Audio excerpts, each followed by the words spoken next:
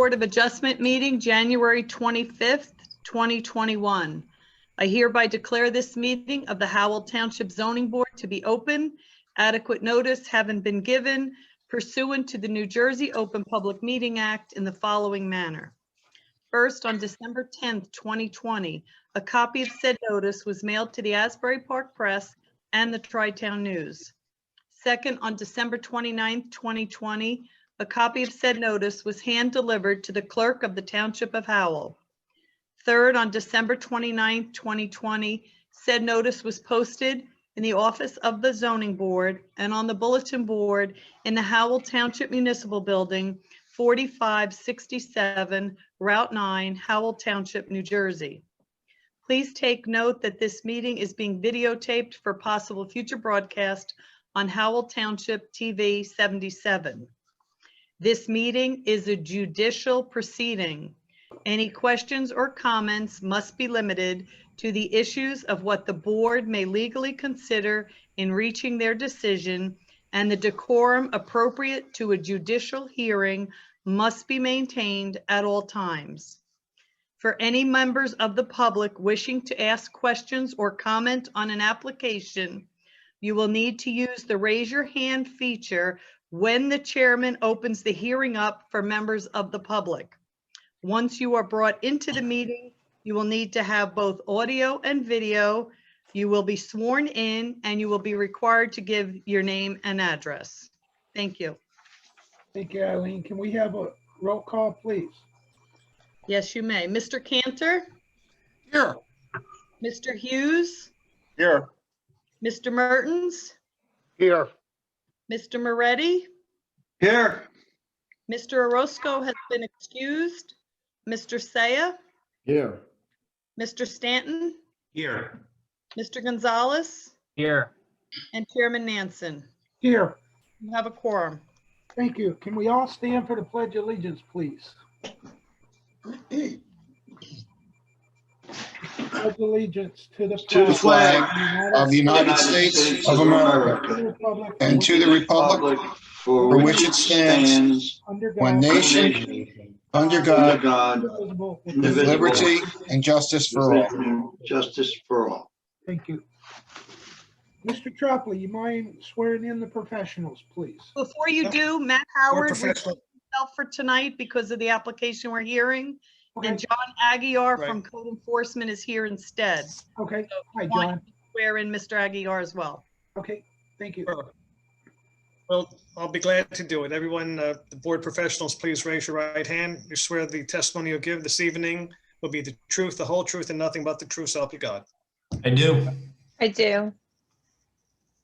So tonight we have Mr. Cunliffe sworn, Ms. Bell, Ms. Spiro, and Mr. Aguiar all sworn for the evening. Thank you, sir. You're welcome. Approval of minutes, regular meeting, August 24th, 2020. Eligible voters: Hughes, Mertens, Orozco, Cantor, and Nansen. Do I have a motion? I'll make a motion to approve, Mr. Chair. Motion by Mr. Hughes, I second. seconded by Mr. Mr. You're Moretti? not eligible there, Oh, Mr. Moretti. Yes, sir. You're not eligible. Mertens, Okay, I'll Orozco, Cantor, or Nansen. Excuse me, what was that? I'm not what, eligible? Not eligible for that meeting. Oh, I'm not. No, You must have been out, Jim. Oh, okay, very good, no I have a problem. motion by Mr. Hughes. Can I have a second? I'll second, Mr. Chairman. Seconded by Mr. Mertens. Can we have a roll call, please? Mr. Cantor? Yes. Mr. Hughes? Yes. Mr. Mertens? Yes. And Chairman Nansen. Yes. Motion carries. Okay, regular meeting, September 14th, 2020. Eligible voters: Hughes, Mertens, Moretti, Orozco, Cantor, Nansen. Do I have a motion? Make a motion, Who was that? Moretti. Mr. Moretti, motion, second, I'll second. seconded by Mr. Mertens. Can we have a roll call, please? Mr. Cantor? Yes. Mr. Hughes? Yes. Mr. Mertens? Yes. Mr. Moretti? Yes. Chairman Nansen. Yes. Motion carries. Okay, regular meeting, September 21st, 2020. Eligible voters, Hughes, Mertens, Moretti, Orozco, Saya, Cantor, Gonzalez, Nansen. Do I have a motion? I'll make a motion, Mr. Chair. Motion by Mr. Hughes, I'll second, Mr. Chair. seconded by Mr. Saya. Can we have a roll call, please? Mr. Cantor, Yes. Mr. Hughes, Yes. Mr. Mertens, Yes. Mr. Moretti, Yes. Mr. Saya, Yes. Mr. Gonzalez, Yes. and Chairman Nansen. Yes. Motion carries. Regular meeting, October 19th, 2020. Eligible voters, Hughes, Mertens, Moretti, Saya, Cantor, Gonzalez, and Nansen. Do I have a motion? So moved. Who was that? Mr. Cantor. Do I'll I have a second. second? I'm sorry, who was the second? I'll second, Mr. Thank Chair. Second by Mr. Saya. Can we have a Mr. roll call, please? Cantor? Yes.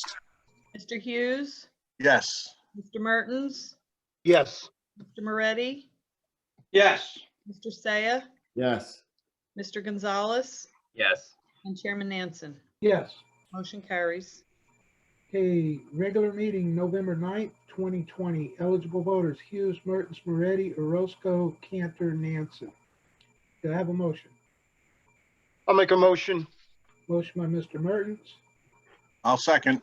seconded by Mr. Hughes. Can we have a roll call, please? Mr. Cantor, Yes. Mr. Hughes, Yes. Mr. Mertens, Yes. Mr. Moretti, Yes. and Chairman Nansen. Yes. Motion carries. Thank you. Regular meeting, November 16th, 2020. Eligible voters, Hughes, Moretti, Orozco, Cantor, Nansen. Do I have a motion? I'll make a motion to approve. Motion by Mr. Hughes. Do I have a second? I'll second it. Seconded by Mr. Moretti. Can we have a roll call, please? Mr. Cantor, Yes. Mr. Hughes, Yes. Mr. Moretti, Yes. and Chairman Nansen. Yes. Motion carries. Regular meeting, November 23rd, 2020. Eligible voters, Hughes, Mertens, Moretti, Saya, Cantor, Gonzalez, Nansen. Do I have a motion? So moved. I'll second it. Motion by Mr. Cantor, seconded by Mr. Saya. Can we have a roll call, please? Mr. Cantor, Yes. Mr. Hughes, Yes. Mr. Mertens, Yes. Mr. Moretti, Yes. Mr. Saya, Yes. Mr. Gonzalez, Yes. and Chairman Nansen. Yes. Motion carries. Okay, vouchers? No, you have one more set of minutes, November 30th? No? Okay, I'm sorry. Regular meeting, November 30th, 2020. Eligible voters, Hughes, Mertens, Orozco, Saya, Cantor, Gonzalez, Nansen. Do I have a motion? I'll make a motion, Mr. Chair. Motion by Mr. Hughes. Do I have a second? Second. That was Mr. Mertens. Yes. Merton? Okay. We have a roll call, please. Mr. Cantor, Yes. Mr. Hughes, Yes. Mr. Mertens, Yes. Mr. Saya, Yes. Mr. Gonzalez, Yes. and Chairman Nansen. Yes. Motion carries. Thank you. Thank you very much. Vouchers, We have no vouchers. correspondence. Yes, I do have two pieces of correspondence. The first one is a letter from Mr. Cohen, the attorney for case BA 1924, Christoph Rozga. He asked that this application be carried from tonight to the meeting of February 22nd, 2021. And he also granted the board an extension of time through and including March 31st, 2021. Okay, And Mr. Cohen is on the call if we need him to come in at all. what is the date again? February 22nd, 2021. 22nd. And right now, this is the only case on that night. Okay. Well, no, we really don't need any explanation other, it's being carried. Okay, case number BA 1924. Christoph Roska will be carried to February 22nd, 2021. And the expiration date is good through what date? March 31st, 2021. March And all the 31st. Zoom information will be the same for that meeting as it was for tonight. Okay, and that's with no further notice. Correct. Okay. Thank you. Anyone's in the public is here for case number BA 1924, Christoph Roskos. It's going to be carried to February 22nd, 2021. Okay, next piece. Yes, I have an email from Mr. Pape. He is the attorney for case number BA 20-107, 366 Ramtown Greenville Road, LLC, which is also on tonight's agenda. He asked that this please be carried to the February 8th, 2021 meeting without the requirements of renotice or republication. And he is good through, March 23rd. yes. Okay. Okay, anyone in the public that's here for case number BA 20-107, 366 Ramtown Greenville Road, LLC.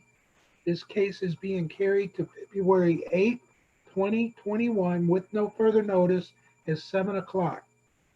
And again, that will be the same Zoom information for that one as well as Okay. it was for tonight. Okay. Anything else? That's all the correspondence I have. Okay. Let me get back to. Okay, resolutions. Zoning Board Attorney, resolution approving Ronald J. Tropley Esquire of Tropley Law Firm of 2020 for year 2021 to the Zoning Board. Eligible voters, Cantor, Hughes, Mertens, Moretti, Orozco, Saya, and Nansen. Do I have a motion? I'll make a motion to approve, sir. Motion by Mr. Hughes, I'll second that. seconded by Mr. Moretti. Can we have a roll call, please? Mr. Cantor, Yes. Mr. Hughes, Yes. Mr. Mertens, Yes. Mr. Moretti, Yes. Mr. Saya, Yes. and Chairman Nansen. Yes. Motion carries, resolutions memorialized. Okay, zoning board engineer, resolution appointing Charlie Cunliffe, PE of T&M Associates for 2021.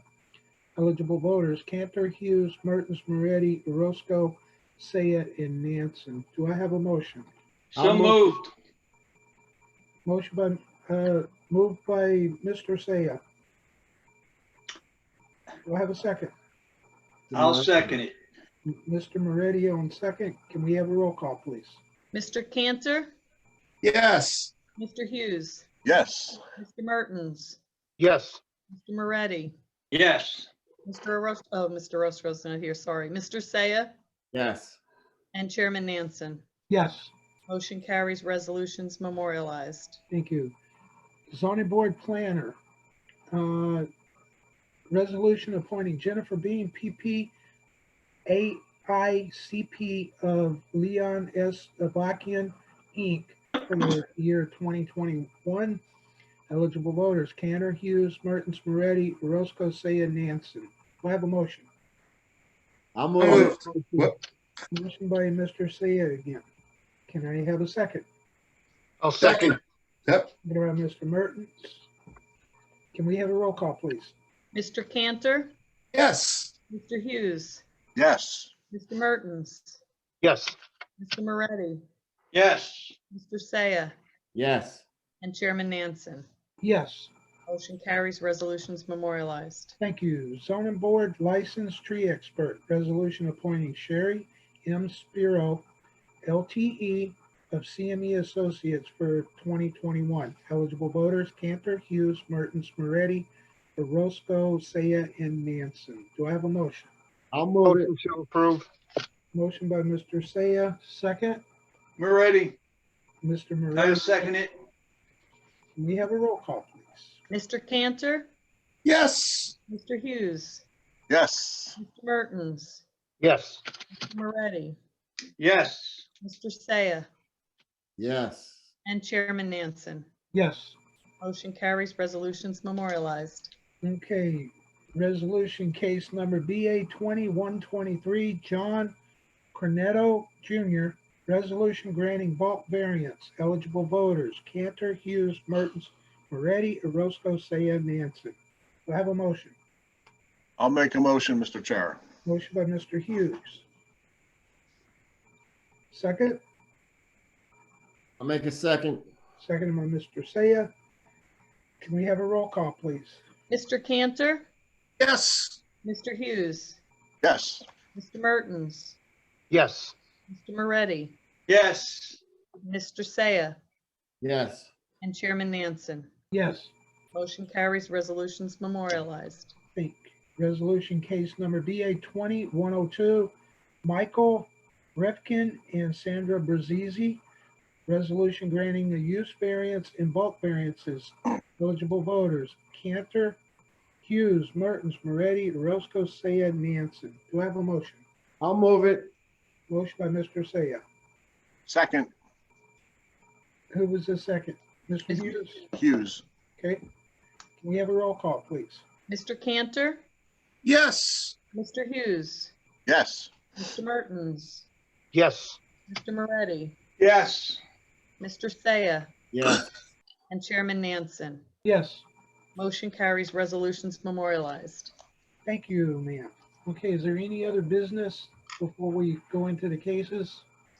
I have nothing else. Okay. Mr. Tropoli, Yes, Mr. Chairman. any other business before we move on? Not at this time, Mr. Chairman. Thank you. Okay, thank you. Okay, application before the board, case number BA 1926, Oak Glen Road LLC. It's a use variance, preliminary and final major site plan. Application of Oak Glen Road LLC is applicant in MRW Properties LLC, Lot 23, and Oak Glen 641 LLC, Lot number 24, as owner seeking use variance and preliminary and final major site plan approval to construct a two-story 14,607 office building with 49 proposed parking spaces, a 4-foot wide concrete walkway around the office building with handicap ramp at the front of the west side of the building, landscaping, lighting, and stormwater management facility on premises known as Block 42, Lot 2324, Oak Glen Road. This application was originally scheduled to be heard September 21st, 2020, when it was carried to October 5th, 2020, with no further notice. On October 5th, the application was rescheduled in November 9th to November 9th with notice. In November 9th, it was carried to December 21st, 2020 with no further notice. December 21st, this application was carried to January 11th, and on January 11th, 2021, it was carried to January 25th with no further notice. Expiration date, February 28th, 2021. Mr. Cohen. Good evening, Mr. Chairman, members of the board, board professionals. Todd Cohen for the applicant, Oak Glen Road LLC. This application is for a use variance and preliminary and final site plan for a two-story office building and related improvements. The board might be familiar with this property. In 2016, there was a previous application for a towing facility that was denied. That matter was appealed to the Superior Court. It was remanded back to the zoning board. And in 2018, a use variance and site plan was granted for a 4,000 square foot towing facility on the site. Unfortunately, that applicant lost his business and the facility was never constructed. And we're back this evening seeking the two-story office building on the site. I have with me this evening our engineer, Mike Geller, from Geller Civ and Associates. I have our traffic engineer, Scott Kennel. I have our architect, Avelino Martinez, and our planner, James Higgins. That is the order in which I'd like to have my witnesses testify. And if that's okay with the chairman, we can get everybody sworn in at once if you like. That would be great if we could do that. And then as we Got- go along, we'll qualify each one as they testify. I think everybody Okay, well, is online. All the witnesses, Mr. Cohen, if we'll swear them all in at once, if your witnesses, please will raise your right hand. And make sure you're unmuted, everyone, please. You swear the testimony you'll give this evening to be the truth, the whole truth, and nothing but the truth, so help you God. I do. I do. Okay, so tonight we have Mr. Higgins sworn. Mr. Kennel, was- He's not there, Ron. he was there. He Yeah, was, I'm here now. I'm here now. Okay. Mr. Higgins? Yes. It's fine, thank you. Is sworn. Mr. Kennel is sworn. Mr. Geller is sworn. And Mr. Martinez all sworn. Thank you. Thank you. Mr. Cole. Mr. Chairman, thank you. Mr. Geller, would you put your professional qualifications on the record as a professional engineer, please? Yes. I graduated from Stevens Institute in 1975. I have close to 46 years of experience in the field of engineering and planning. I have testified before this board many, many times. I served the board as an engineer back in the 80s, and I have represented applicants before zoning and planning boards for scores of municipalities throughout New Jersey. We accept your credentials, sir. Thank you, Thank you Mr. very Chairman. Michael, would you please explain to the board your involvement with the property in addition to being the engineer for the project? Yes, my partner, Robert Siv, and myself are co-owners of the property. We are 641 Oak Glen LLC and MRW Properties LLC. Oak Glen Road LLC is the applicant of this application and is the contract purchaser of the property. Okay, and tonight your testimony is limited as a professional engineer. I'm going to provide engineering testimony and a little historical background where appropriate. Okay. Would you please describe the application before the board this evening? Yes, Eileen, if you could put exhibit A18, that's the aerial rendering on, I'd appreciate it. 1 second.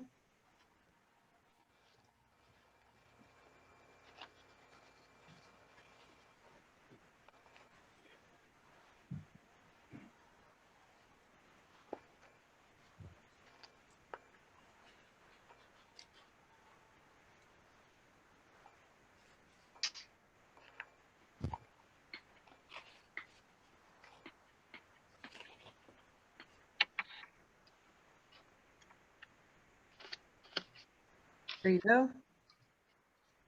Great, thank you very much. You're welcome. A18 is an aerial rendering showing the property. Actually, it extends wider than it is, but it shows the property. It's block 42, tax lots 23 and 24. It's on Oak Glen Road. It's on the easterly side of a dead end portion of Oak Glen Road that I'm referring to on the exhibit. It intersects Monmouth County Route 547, Lakewood Farmingdale Road. Oak Glen Road was realigned by the county back in about 2001, and it created the two T intersections north and south of Lakewood Farmingdale Road. This dead end portion is what this property fronts on, and our immediate neighbor to the north, which is lot 25, and that's our only immediate neighbor to the project. The former right-of-way of Oak Glen Road was retained by Howell Township and is the subject of our property, and there's 300 foot of frontage of this property on Oak Glen Road. The property is in the ARE6 Agricultural Rural Estate Zone, and it was previously developed with a single-family dwelling, which has since been razed after a fire I'd say more than 16 years ago that we've been involved with the project.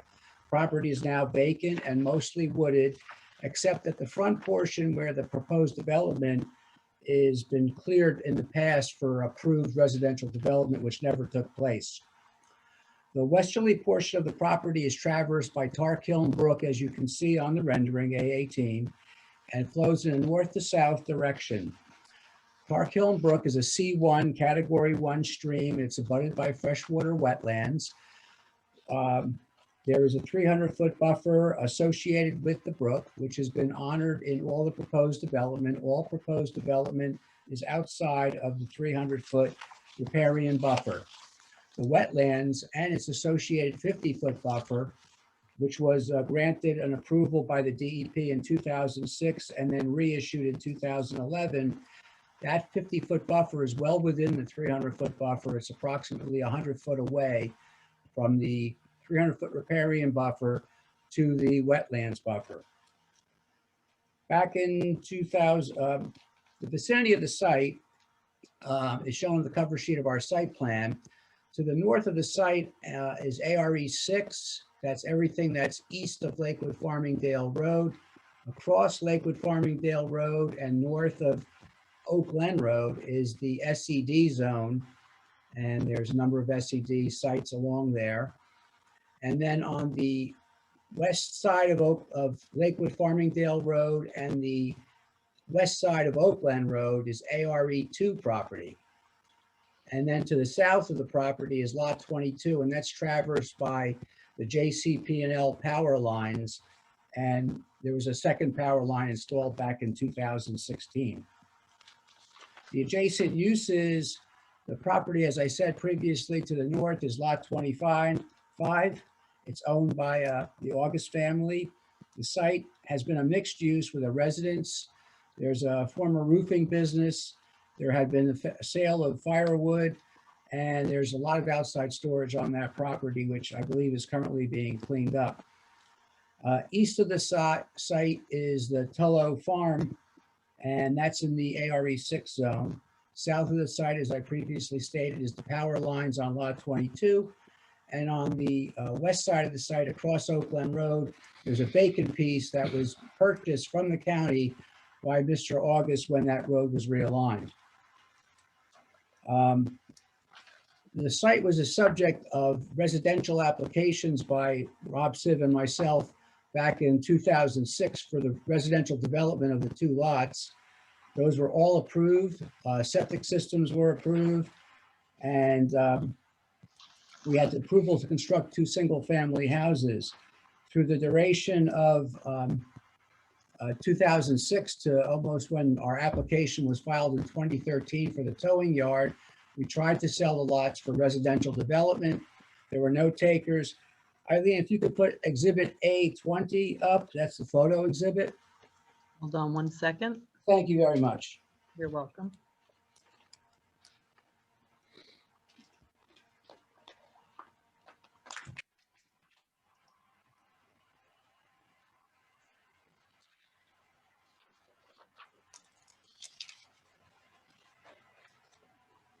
You said A20. A20.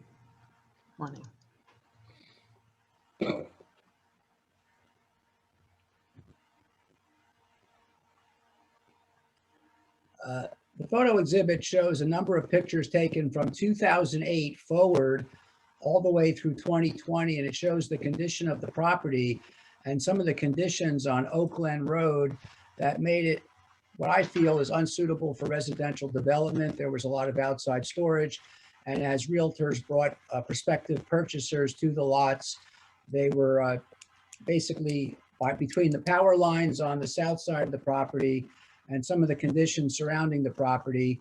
And as you recall from my 2018 application for the towing operation, the property was really not suitable for residential development. This is all part of the exhibit, was submitted with the application. And as you can see, there was a lot of unsightly storage. As I said, unfortunately, back in October of 2019, the senior Mr. August passed away. I was sorry to hear that. And his son is now involved with the project, and we've had conversations with him. And he has had contact with the Township Code Enforcement Office about cleaning up portions of the property, and is pecking away at it as his job openings permit and as the weather permits. But back in 2018 and to this day, the property is really not suitable for residential development. There's really no interest in the property, and we've tried to market it in regards to what was permitted in the zone, but couldn't find a way to find a purchaser. So here we are.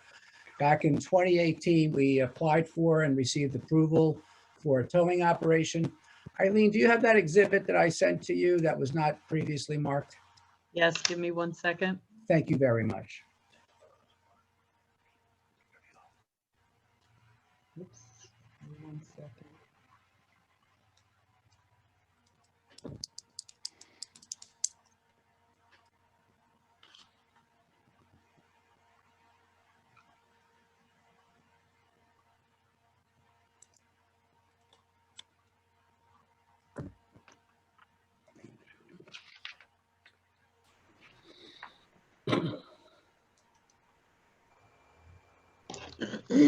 Thank you, Eileen.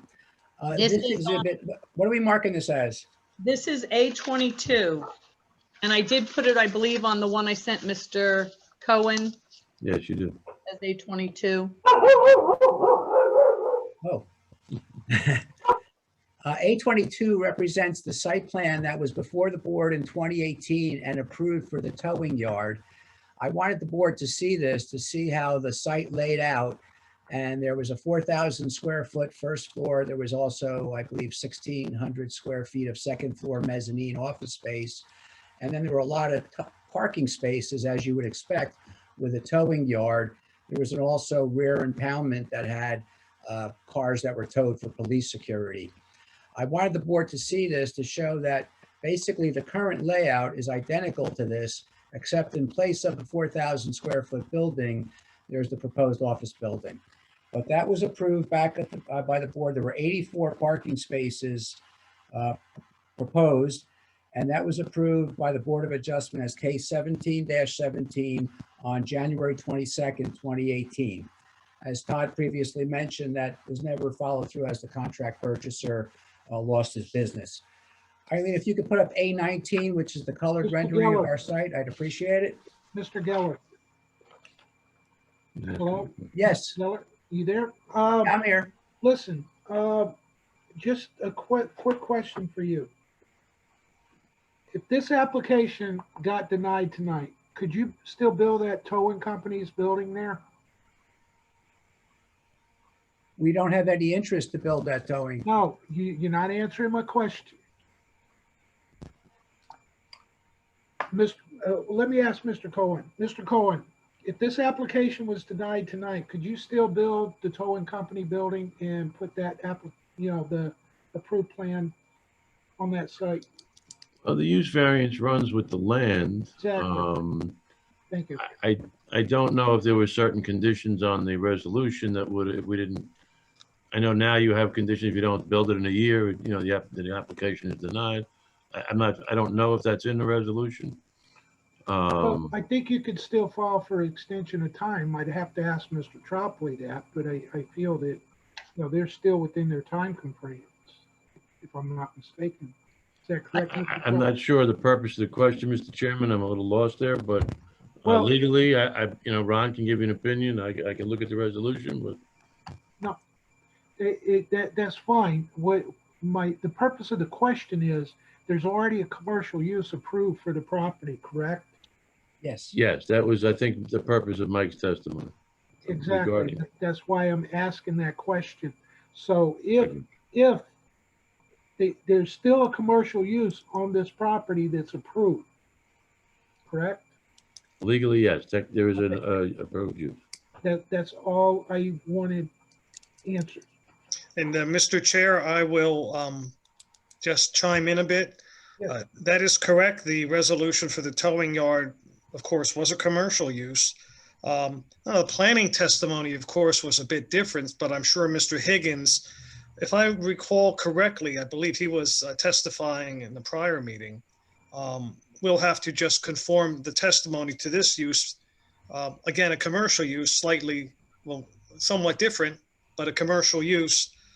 This case, of course, stands on its own.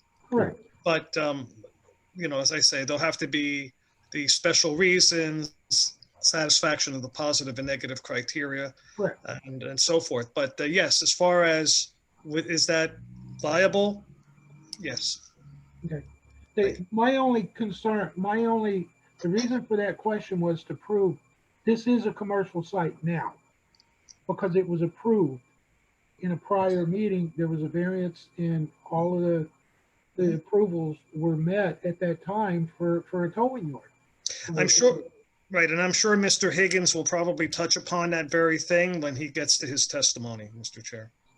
So my follow-up question to that is, this is no longer a ARE6 piece of property, correct? Well, it's an ARE6 piece of property that has an approval for a tow yard. Okay, that answers my question. Okay, Thank you. sorry to interrupt there. I'll let problem. you move forward, Mr. Cole. Thank you. Exhibit A19 is a colored rendering of the proposed site plan before you tonight. The current application is for a two-story office building, would have a total floor area of 14,607 square feet, split as 7,500 plus or minus for the first floor and 7,100 for the second floor. The building would be served by a paved parking facility, as you see, and ancillary site improvements. In addition to the use variance, which for the change of use from a towing operation to the office building, we're also seeking preliminary and final site plan concurrently with this application. The site is accessed from a 30-foot driveway from the dead-end portion of Oak Glen Road into the site. There's full circulation around the site with 30-foot wide aisles. And there are 49 parking spaces, which meets the ordinance standard of 1 space per 300 square feet of gross floor area. The stormwater would be collected on the site and drained to a stormwater management basin situated along the southerly property line and expanded in that area that I previously described, which was that compound area. That basin has been enlarged to provide all surface stormwater storage with piped drainage being directed to it. I believe the latest version of this plan has been reviewed by the board engineer, and I think he's satisfactory. As you can see in his report, comments B13 of his report, I found most of the resubmission items acceptable. And we also note that we have previously obtained JCP&L approval for the proposed storm basin and planting in their 20-foot strip that overextends onto the lot 23 from the power line easement, which is 200 feet in width. So that easement has been obtained, a letter of approval. Actually, it's an approval letter to use their easement. The proposed site would be served by a septic system and a proposed well. The septic system would need to be sized for the proposed office. The approximate location and size are shown on the site plan. The landscaping and lighting would be shown as shown on the plans. There's landscaping, a buffer proposed between the residential property and the subject site, a 50-foot buffer. There's a solid fence, which was called out as a chain link fence with slats on the site plan. We've agreed to, in our discussions with the neighbor, we've had several discussions, but I'll get to in a minute. We will change that to a 6-foot vinyl fence and still leave the landscaping as proposed along the northerly and the part of the westerly frontage of the property. A woodlands management plan has been prepared, and I understand there might be some questions, but the calculations are shown in our plan sheet, and I believe there was an estimate payment to the contribution fund of $4,500. The easterly 13 plus or minus acres of the site will remain wooded, and is that portion that is adjacent to the farm. And in the rear part that you don't see on this plan, there will be a 50-foot farmland buffer proposed to the Tullow farm immediately to the north.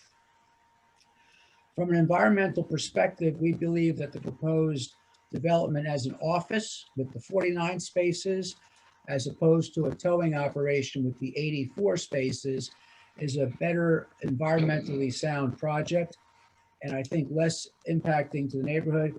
Mr. Higgins will address the planning considerations for the project. The stormwater management meets all the best management practices. The buffer I described and the overhead power lines exist on lot 22. We believe that the environmental impacts of this project are negligible.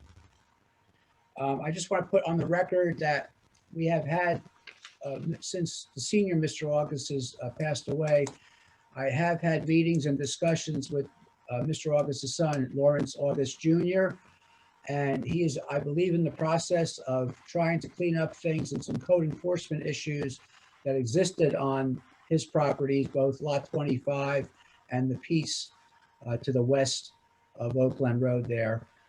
And he's in the process of working with the code enforcement officers to get that cleaned up. His concern, actually, I think he's favorable to this project, and he could speak for himself. I believe he's on the call. But his concern was access. There's a lot of people that still to this day try to use Oak Glen Road, not realizing they have to bear left and go to the T intersection.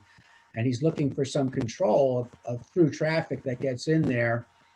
I told him that from our perspective, there's no objection because our driveway is very close to the southerly portion of the frontage. He asked us what could be done to prevent the access. I said, you could approach the township and you could request that the right-of-way portion north of our driveway be vacated. And we agreed to cooperate with Mr. August and in approaching the township to vacate the right-of-way. And after vacation and approval of this site plan, we would be willing to vacate our portion of the vacated right-of-way and convey that to him so that he would have full control of the existing driveway into his property. Having said that, of course, that's subject to the Township Council review and approval. They are the only ones that can vacate municipal right-of-ways. But we would just offer that as what we have offered to Mr. August in good faith to cooperate with him in that endeavor. And if the board can find it to put that in the resolution, we would have no objection to that. And we also agreed, as he had asked, for a solid 6-foot vinyl fence along the common property line in lieu of the chain link, and we agreed to that as well. Having said that, I am through with my direct testimony, except for addressing Mr. Cunliffe's letter. If I can proceed in that manner, I will. Harley? Yeah, Mr. Chair, if I could just chime in. So I just want to clarify for the board, and Mike, you can tell me if I'm wrong on this, but the site primarily, apart from the stormwater management basin and reducing the parking at the southeast corner of the property, is virtually the same other than the building footprint, correct? Yes. So setbacks along the frontage and everything like that. So technically the Oak Glen Road and also the property to the south is all residentially zoned ARE6. So they still do need technical relief from the 50-foot buffer. And then also we measure the setbacks from the buffer along there. So the front yard setback from Oak Glen Road, it's currently 82.12 feet where 100 feet is required. And it's only 32.12 feet from a 50-foot buffer. So, but that's, Mike, that's no change to the layout that was presented to the board in 2018, correct? Yes. And then as far as the lot coverage, you're asking for relief. It's a maximum of 5%, 5.7% is what's proposed, but that's also a significant reduction from what was proposed in 2018 with the removal of that impervious in the southeast corner, correct? Yes. Okay. The site itself, as far as the lighting, that's pretty much the same as was presented in 2018?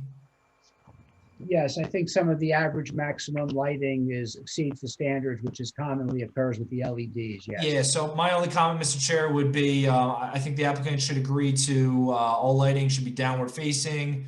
House side shields should be provided for all lights. All lights should be 3000 K color temperature, nothing greater. And then along those lines, typically the board requires, abutting residential, the lights to be on dimmers or to shut off 1 hour after close of business. Does the applicant have an issue with that, Todd? And then on top of that, what are the anticipated hours of operation? I think Michael's about to touch on that, but no, we'd have no objection to the dimmer. Okay, so we'll hold off onto the operation for a second. They already talked about the well and septic. We're all good with compliance with the separation, Mike, with the well and the septic and to adjacent properties. There's no change from what was shown previously. Correct. Okay. As far as sidewalk, they do need a waiver for sidewalk and curb along the property frontage. I believe that was granted in 2018. My review letter makes reference to the contribution to the sidewalk fund, which that's since been repealed. They also need relief if the board's going to grant along the frontage, private sidewalk access to the site. As far as loading, the ordinance does require one loading space for an office use. Mike, is there any idea, like, are they going to utilize one of the free spaces? How does that work? What kind of size vehicles are we anticipating? This site is typical of other small offices whereby the loading would be from a short term, from a space or the 30-foot aisle if they didn't fit in. But it's this type of deliveries are very short term, quick turnaround. So, I mean, it's going to be WB Mason with a box truck or smaller kind of thing? Yes, typically, yes. All right. Any site ID signage proposed at the entrance? We don't have one planned right now. I know that the ARE 6 is very restrictive in sign size, and they allow a 4-foot square foot sign for a professional office. The applicant is willing to live with that, to just identify the street number, which is necessary for fire emergency services to recognize. And we would also just put office building or something like that, but there's no specific freestanding sign proposed. And then nothing on the building, or is it just going to be door stuff indicating the different units for the tenants? That's correct. And then, so the architectural plan shows up to 5 tenant spaces. Is it a maximum of 5, but could be 1 depending on, demand? Yeah, that's going to be user dependent, depending how they lease it out. The architect can address the spaces a little better, and I'll get into the operations in a minute. Okay. And then 3 quick comments. So they already agreed to the Q Farm farmland dedication, which they agreed in 2018. That's all the way on the eastern end of the tract. On the far end, it's not in the subject portion that's being developed. So that's good. Stormwater management, like I said, Mr. Chair, they significantly reduced the impervious coverage and expanded the basin, provided more storage. The only real comment that I have is, which they previously agreed to, filing the O&M manual by deed with the owner as the responsible party. I do want to see them provide a concrete curb just along the spillway, Mike, just to set that elevation to the east. No objection. The LOI, Mr. Chair, the board granted in 2018 a waiver of getting that updated. Looking at the plans, it's approximately 100 feet recessed into the 300-foot buffer.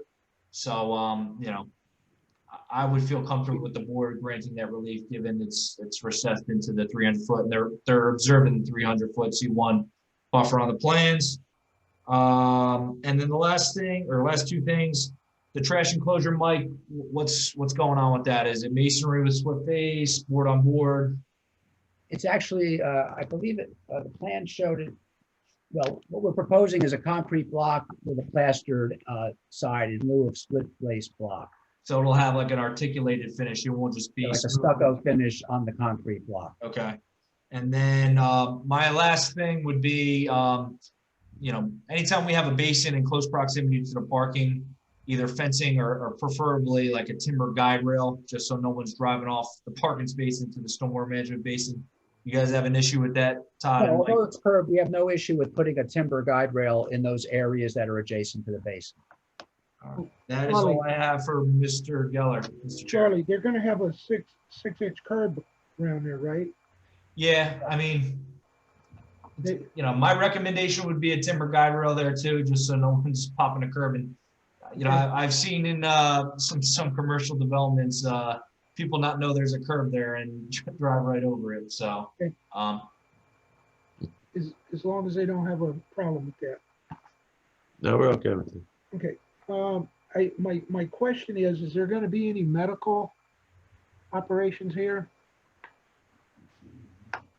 I don't believe there's any medical proposed at this time.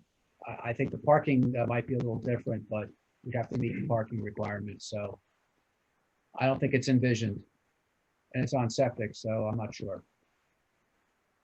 Well, Charlie, how do we? Yeah, to that point, Mr. Chair, any medical use would certainly increase the parking demand and would necessitate a variance. So, if they're going to agree to it just being general office right now, if they potentially want to come to the future, their owner, and switch to a medical use, that would get flagged by Matt, the zoning department, and they'd have to come back for a use variance, and then also a variance for not meeting the parking demand, because they're right at what's required for general office. Okay. y'all have a problem with that, Todd? I was just thinking, couldn't they back into it, Charlie? Like if you had a medical use that had the first floor and you had, it required X amount of spots, then you could only have so much office space left? Well, I mean, I mean, you never know who's gonna be that first tenant, that's what I'm saying. yeah, well, I mean, I guess You don't if you were overpark the to, place, that's if the the idea. site wasn't completely, utilized, if you had 10,000 square foot of tenant space and you're only using, half of that, that potentially the site would be underparked, but at maximum build out, if you wanted to add in a medical use, that would certainly trigger, variance relief. So I think that was something that would go before Matt. If the tenant spaces are all at the max and then you want to use a medical space, then that would, necessitate you having to come back to the board. If the conditions worded that way, I have no problem. Any further? Charlie? Not for Mr. Geller. Great. Any questions from the board? Mr. Cantor? Anson, I could finish my testimony, a couple of other expert reports if I can. Let's touch what you've got on the record right now. That way we don't get too far out there. I'm sure the questions from the board is not going to be very in depth. Okay, sure. Mr. Cantor? My only question is I'm confused about the agreement with the neighbor on the right of way. Yes, he's had an occasion of having people use that portion of Oak Glen Road as if it goes through to Lakewood Farmingdale like it did in the old days before they realigned the intersection. So he asked me how we can control people coming on there and turn around all the time. And I said, one way you could control it is if it was vacated and the town agreed to do that, then he would assume the maintenance of the road, which he already does actually, because I don't think the town snowplows that or anything. And that way you wouldn't have to worry about the trespassing traffic, because between your ability to fence and sign it properly and the fact there's some traffic improvements that your board engineer asked for at the intersection, that was what we talked about. So that's what the vacation entailed. Understood. Thank you. You're welcome. Mr. Moretti? No, sir, no questions at this time. Mr. Shant? I'm all right. Thank Okay, thank you, Mr. Stanton. Mr. Saya? Yes, for Charlie, you had mentioned we have relief on the buffer, 32 feet versus 50, and on two different sides. Talk to me. What are we talking about here? Yeah, so I want to know, is that the impervious surface or is that the building itself? Over. that's the building itself. So our ordinance requires a 50-foot buffer when a non-residential use abuts a residential use and or residential zone. So the west, you have Oak Glen Road and an undeveloped triangular parcel that's in between the old remnants of Oak Glen Road that used to went straight through and now the relocated portion. To the south, you have a 200-foot wide JCP&L easement, which obviously is primarily undeveloped other than their towers and overhead improvements. So I think, obviously I wasn't with the board in 2018, but relief was granted for those buffers along the westerly and the southerly lot lines. However, this is a new application.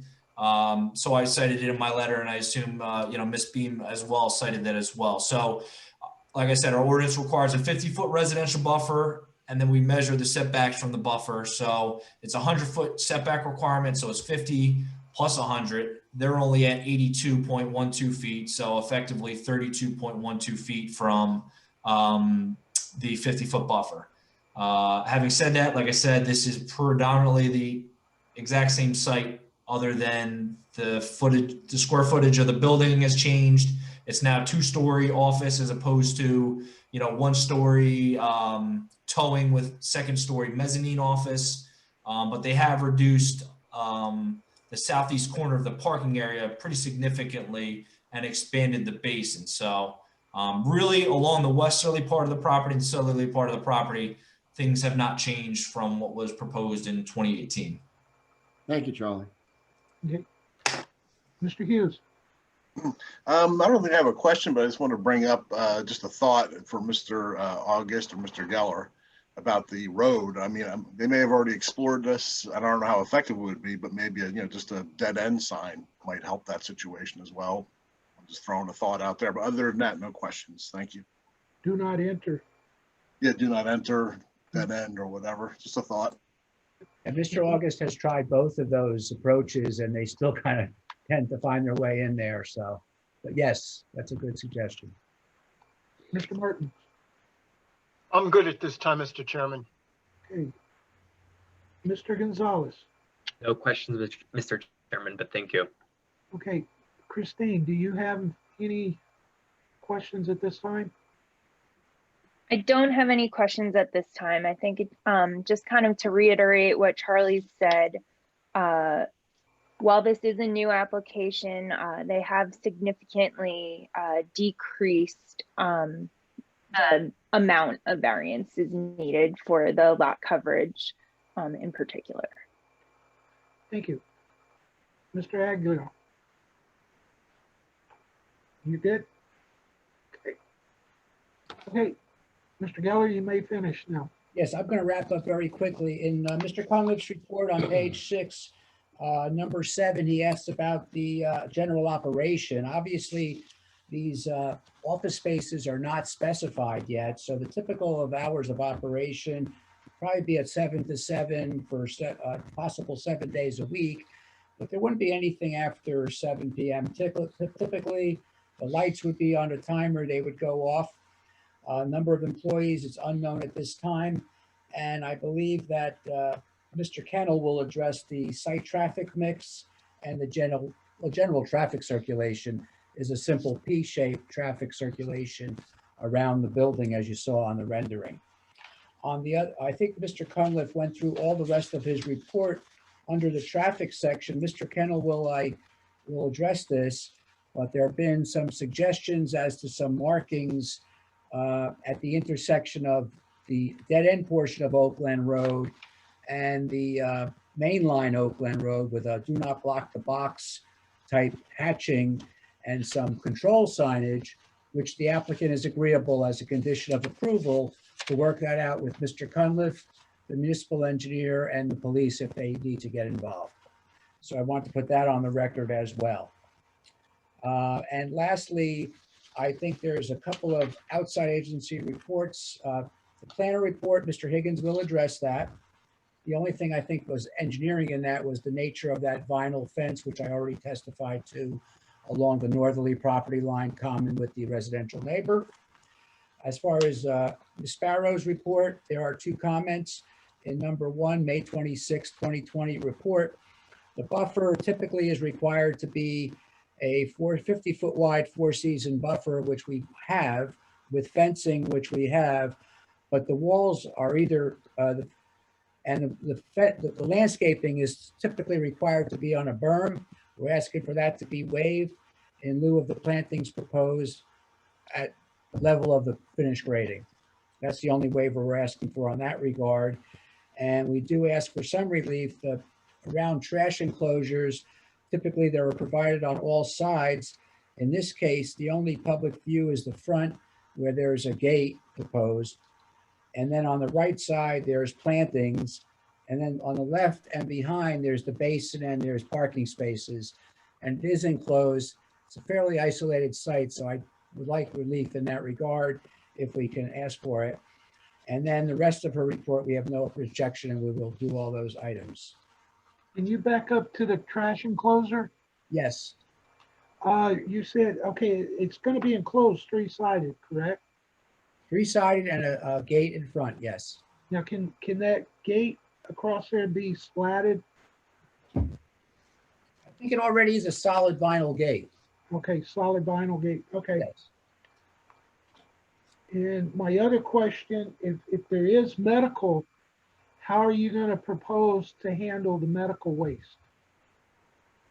We'll have to cross that bridge when we get there, but that's usually handled separately and isolated by the medical offices and usually carried away by a private type firm that gets rid of that. So No, I know, but you're gonna have to deal with that refuge at that time.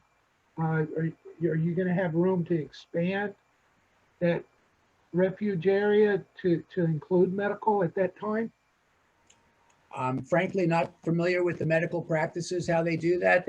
I think most of them keep it in the building until it's picked up, but that bridge will have to be crossed if it ever gets there. Okay. Charlie? Yeah, Todd, at 2018, the applicant agreed to consolidate the lots. That's still in good standing? Yes. Yes. Okay. And sorry, there was one more comment. I just want to make sure, slipping my mind here for a second. That's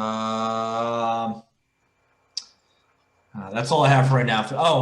Plat comments. It's all pretty much straightforward, just revising to clarify some of the stormwater changes. Mike, you guys have no issue with those? No issue. That's all I have. The last fire department, I believe, had no comments. They were satisfied with the circulation plan. And I acknowledge that there's no municipal water here. As far as the Shade Tree Commission, I testified about how the fee was calculated, and it was all shown on the plan on sheet 14 of the Woodlands Management Plan. There's an estimated to be a $4,500 fee to the tree fund. And as far as the Environmental Commission, their comment had to do with trees as well. And as far as the Monmouth Farmers Advisory Committee had no comment, and the Monmouth County Health had witnessed the soil logs and found them satisfactory. That concludes the engineering testimony. What about the Environmental Commission? Their comment was with regard to the trees. Their only comment was the dated July 8th, 2020. It had to do with concerns how the tree replacement was calculated. It's on sheet 14 of the Woodlands Management Plan, and I testified to the amount. Well, December 9th, 2019, they had a comment too. Yeah, that had to do with stormwater guidelines, which we've addressed with Mr. Cunliffe's office. The 2004 BMP are addressed. I think we meet all those standards now. Okay. So, and Mr. Chair, just to add on to that, with Mr. Geller. So they also had a question, maintaining 300-foot buffer with the C1. Obviously, you guys are staying outside of that. Would you also say, obviously, with reducing the impervious coverage and expanding the above ground basin, you're also getting added water quality from the infiltration basin, Mike? Yes, I am. All right. Mr. Chair. Yes. Mike, you had said the tree clearing fee was $4,500. Is that what you said? The plans say something else unless there were changes. Sheet 14 says tree clearing fee $3,900.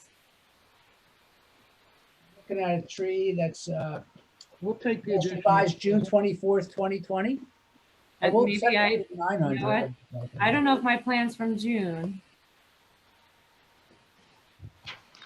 No, I don't have. All right, so I guess you revised it. Why don't we agree that the calculation will be approved by Sharon? Yeah, we'll double check it. We'll double check that. We'll take the 49. Thank you. That's fine. Okay. Okay. Mr. Chairman, there's nothing else of the engineer. I'd like to call our next witness. Okay. Anything else from the board? Board professionals. Okay, Mr. Cohen, go right ahead. Scott, I think you have to unmute. Scott. Yeah. Scott, are you on? Yes, I am. Okay, Mr. Chairman, our next witness is Scott Kennel, our traffic engineer. Scott, if you could please put your professional qualifications on the record. Yes. Good evening, everyone. Scott Kennel with McDonough and Ray Associates, located at 1431 Lakewood Road, Manasquan. I'm a principal with McDonough and Ray Associates with over 35 years of traffic and transportation planning experience. I've prepared over 1,000 traffic studies. I've testified in over 1,000 applications. I've also been qualified by the New Jersey Superior Court as a traffic expert on land use matters relating to traffic. I've testified before this board on many occasions, as well as the Howell Township Planning Board. We accept your credentials, sir. Thank you. Scott, you've done a traffic analysis of the proposed use on this site. And you've also reviewed T&M's letter of June 30th and specifically paragraph 23 with the traffic comments. Could you please enlighten the board with regard to your findings? That's correct. My office prepared a traffic study dated March 30, 2020, which was submitted to the board. I've had an opportunity to review Charlie Cunliffe's review letter. And the process was initiated by conducting traffic counts. We conducted traffic counts on March 5th and March 6th of 2020 during the morning and evening peak hours. That was a number of probably 4 or 5 days prior to the state of emergency being put in place on March 9th. So the traffic counts were conducted basically as we were ramping up to the state of emergency. It was determined that the peak hour was from 7:15 to 8:15 a.m. and 4:30 to 5:30 p.m. Charlie indicated that there was another project in the area located at 413 Oakland Road where there were traffic counts done for that project, and that they were slightly higher. I had a chance to review the traffic counts conducted by Frank Miskovich and found them to be about 6% higher than the traffic counts that were conducted by my office. And I'll discuss later where I have done a revised analysis with the adjusted traffic volumes. As far as traffic projections, as is typical in matters similar to this, the Institute of Transportation Engineers Trip Generation Manual was consulted. Land Use Code 710 for general office, and it was determined that this site will generate approximately 20 trips during the morning and afternoon peak hours. As far as traffic assignments, by reviewing the existing roadway network, existing traffic patterns, location of neighborhoods and the like, it was determined that 40% of the traffic would be oriented to and from the north on 547, 40% to and from the south on 547, and approximately 20% on Oakland Road, southeasterly from the site. Once we established that, then it was necessary to take the base traffic volumes. And again, I utilized the slightly higher traffic volumes that were conducted by Frank Miskovich. And then we surcharged a 5% traffic growth onto those traffic volumes.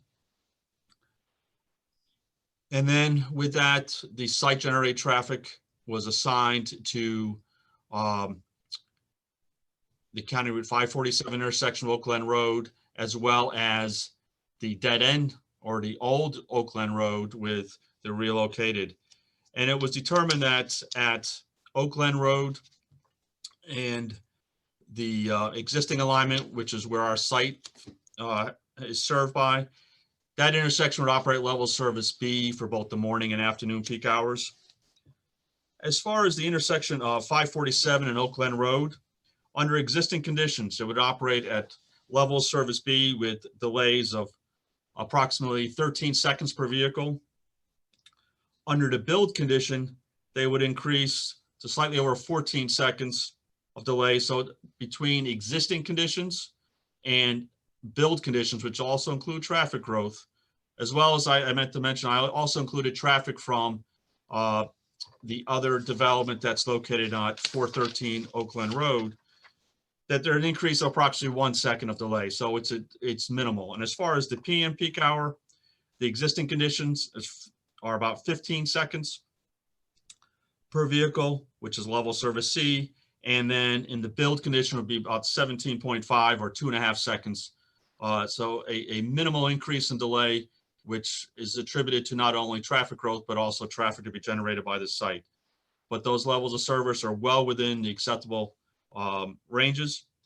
There was a question raised in the T&M letter as far as the spacing from the old Oakland Road to County Route 547, and it's approximately 150 feet.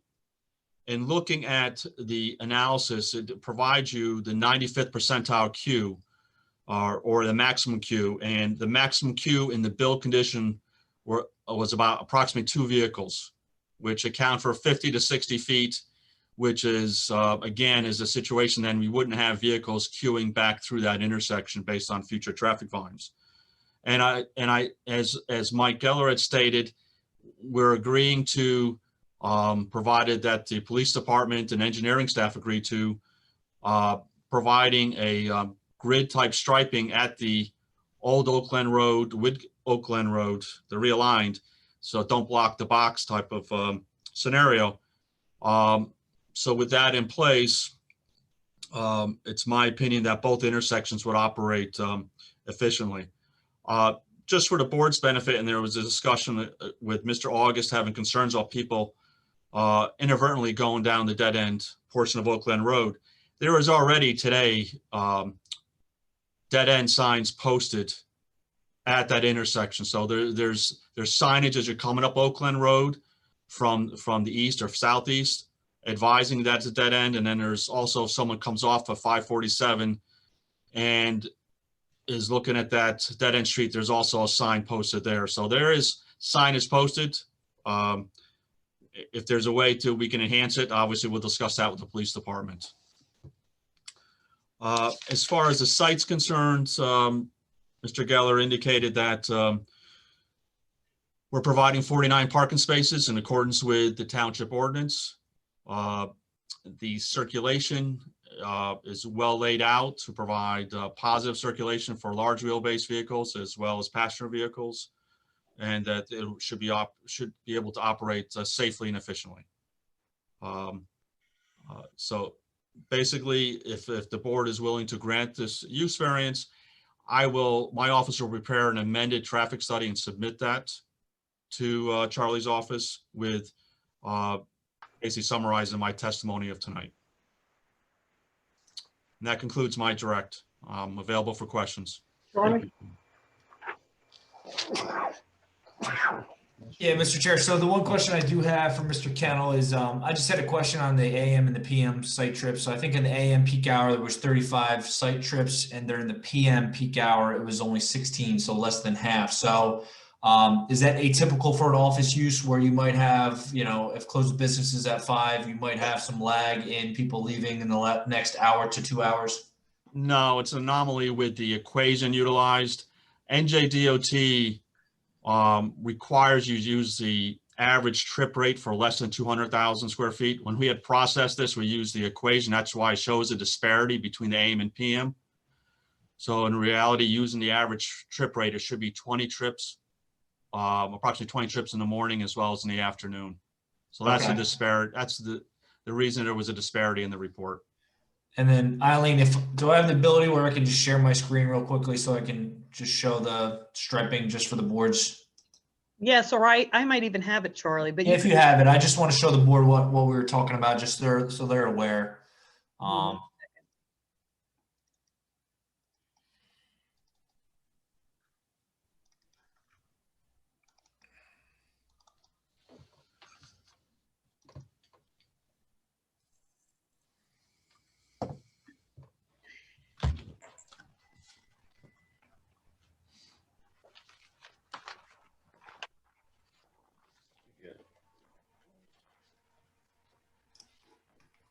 Let me get rid of some of these. Hold on. You might be quicker, Charlie. Let me see. I might be able to just resend it to you. I have it. It's just, I got so many documents open. Give me a minute.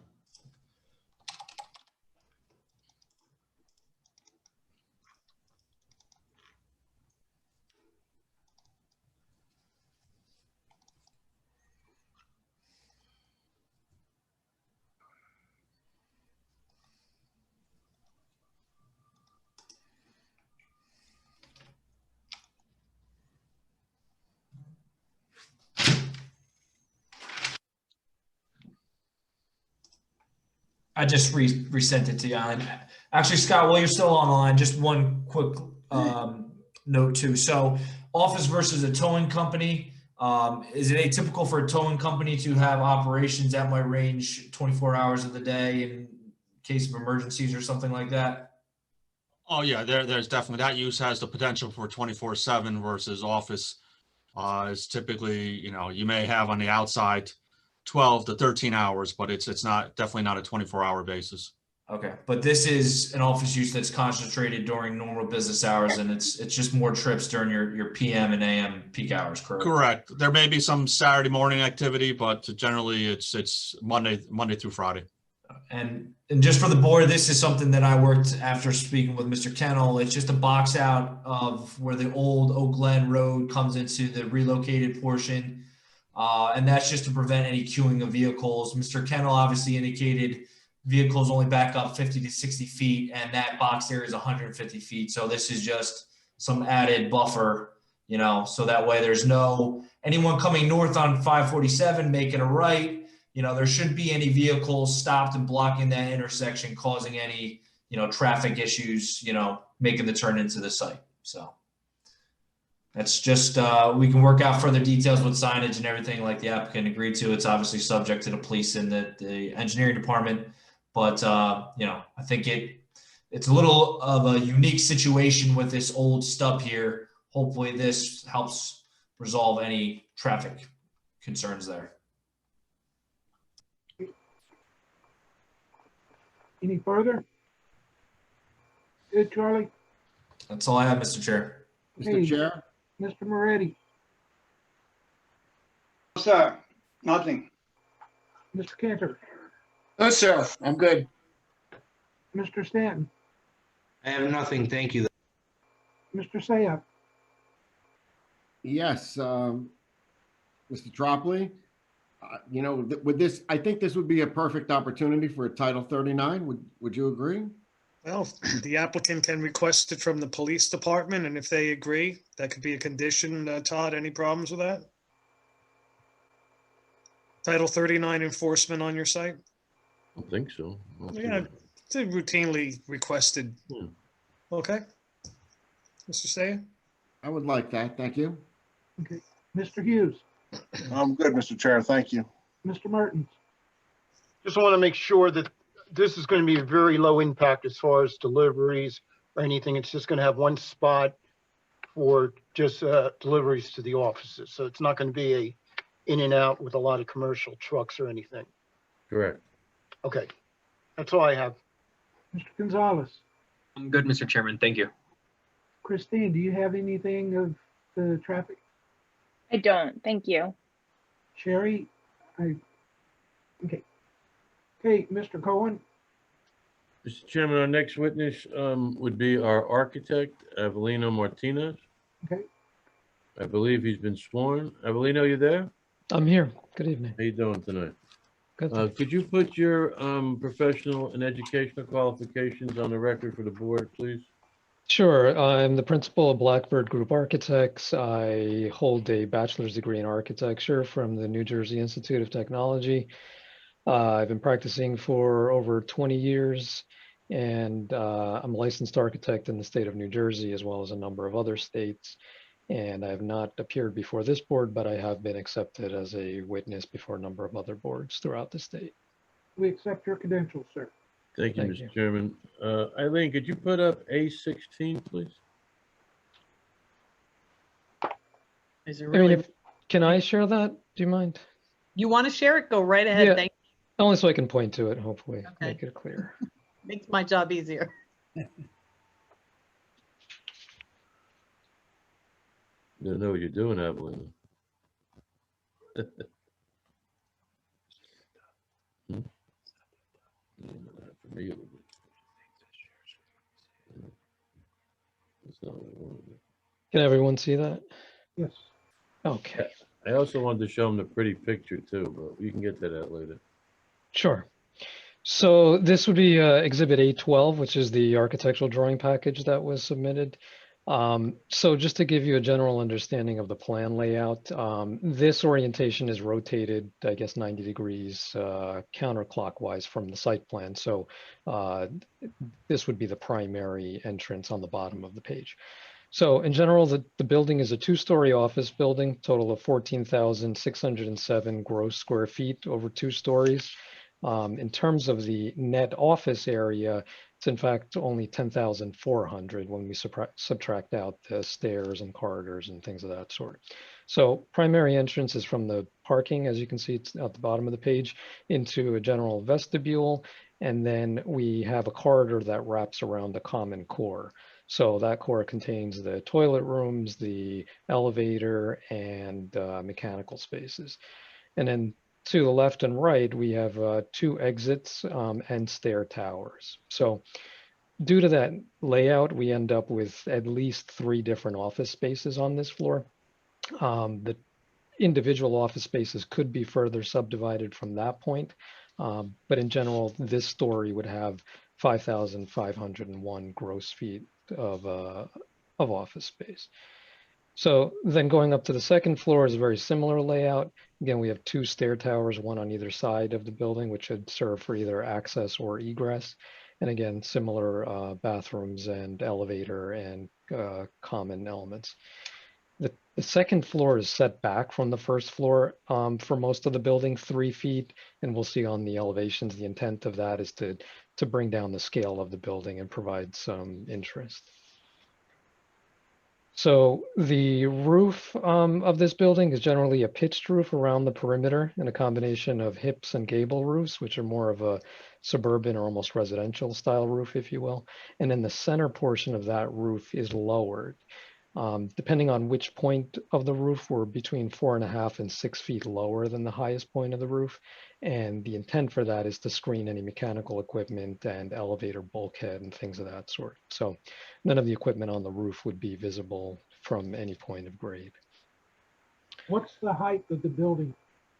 So the height of the building is 27 feet 9 inches, and that's measured to the midpoint between the eave and the ridge, if you will, where I believe we're permitted 35. Measuring to the highest point of the building is 31 feet.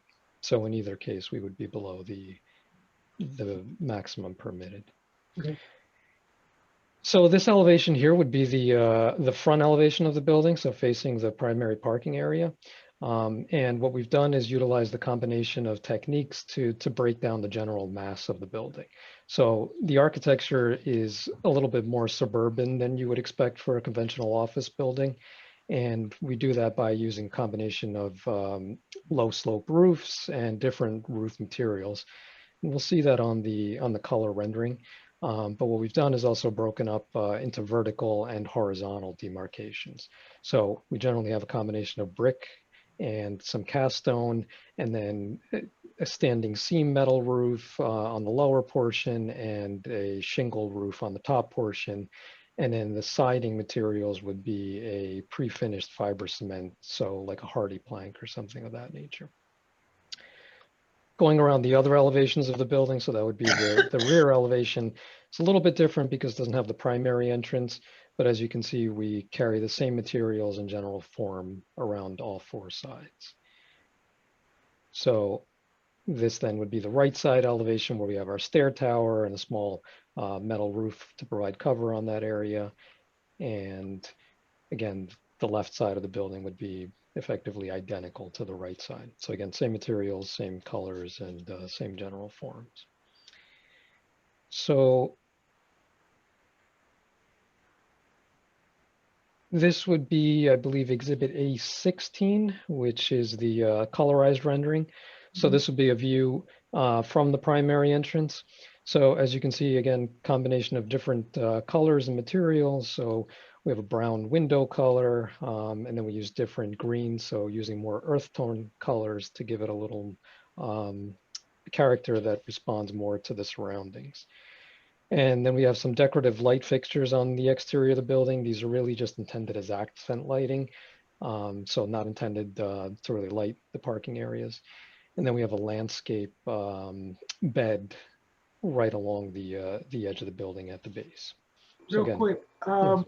on the side that the building is facing the residential or August property, Yes. is there a possibility that we could get the windows tinted to where, it kind of keeps any light, especially in the wintertime, because it gets dark earlier and you got light illuminating from the building itself? is it possible to have those windows tinted on that side? From an architectural perspective, there's nothing that would inhibit us from doing that. I guess we would just want to make sure the applicant's in agreement, but I see no reason why not. Todd, do you think the applicant would have a problem with that? How many windows are we talking about?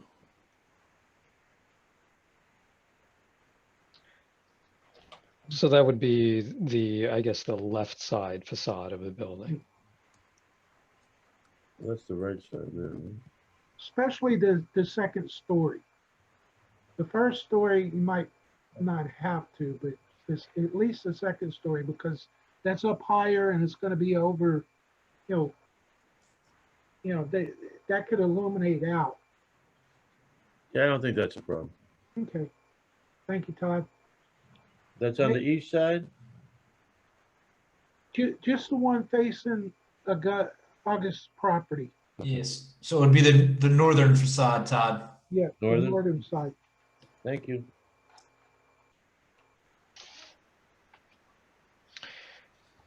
So I think that generally comprises the bulk of my testimony, unless anyone has any questions.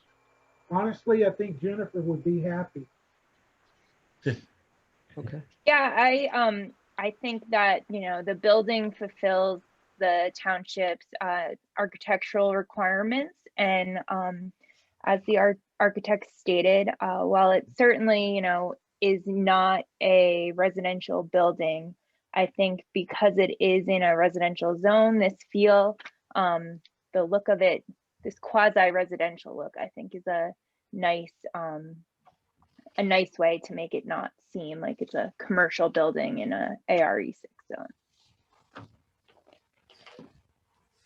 Avellino, so obviously it's a flat roof and the pitch roof kind of goes up 4.5 feet. So we're pretty sure there's not going to be any mechanicals that go above that.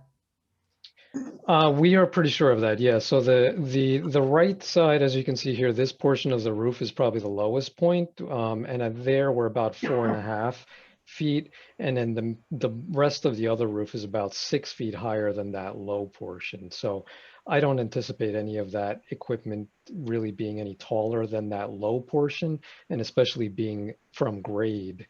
I'm pretty confident none of that would Not be visible based Correct. on the perspective. That's right. And in fact, we did a small section of that on one of the drawings. Yeah, so we showed like a standard rooftop unit that we would expect and the lowest point of the roof. And as you can see, even at eye level, you wouldn't see that. So even if this piece of equipment, let's say we're, a foot or 1.5 feet higher from grade, that wouldn't be visible just due to line of sight. And is there any overrun required for the elevator shaft? There is, but given that we have a 10-foot ceiling height and we're allocating 3 feet for the roof thickness, that overrun is probably just going to project 1.5 feet or maybe 2 feet above the actual roof surface. Okay, so it's nothing sticking above the, I guess, pseudo parapet. That's correct. Okay, that's all I have, Mr. Chair. Okay, so we're going to be well within the height recommendation, correct?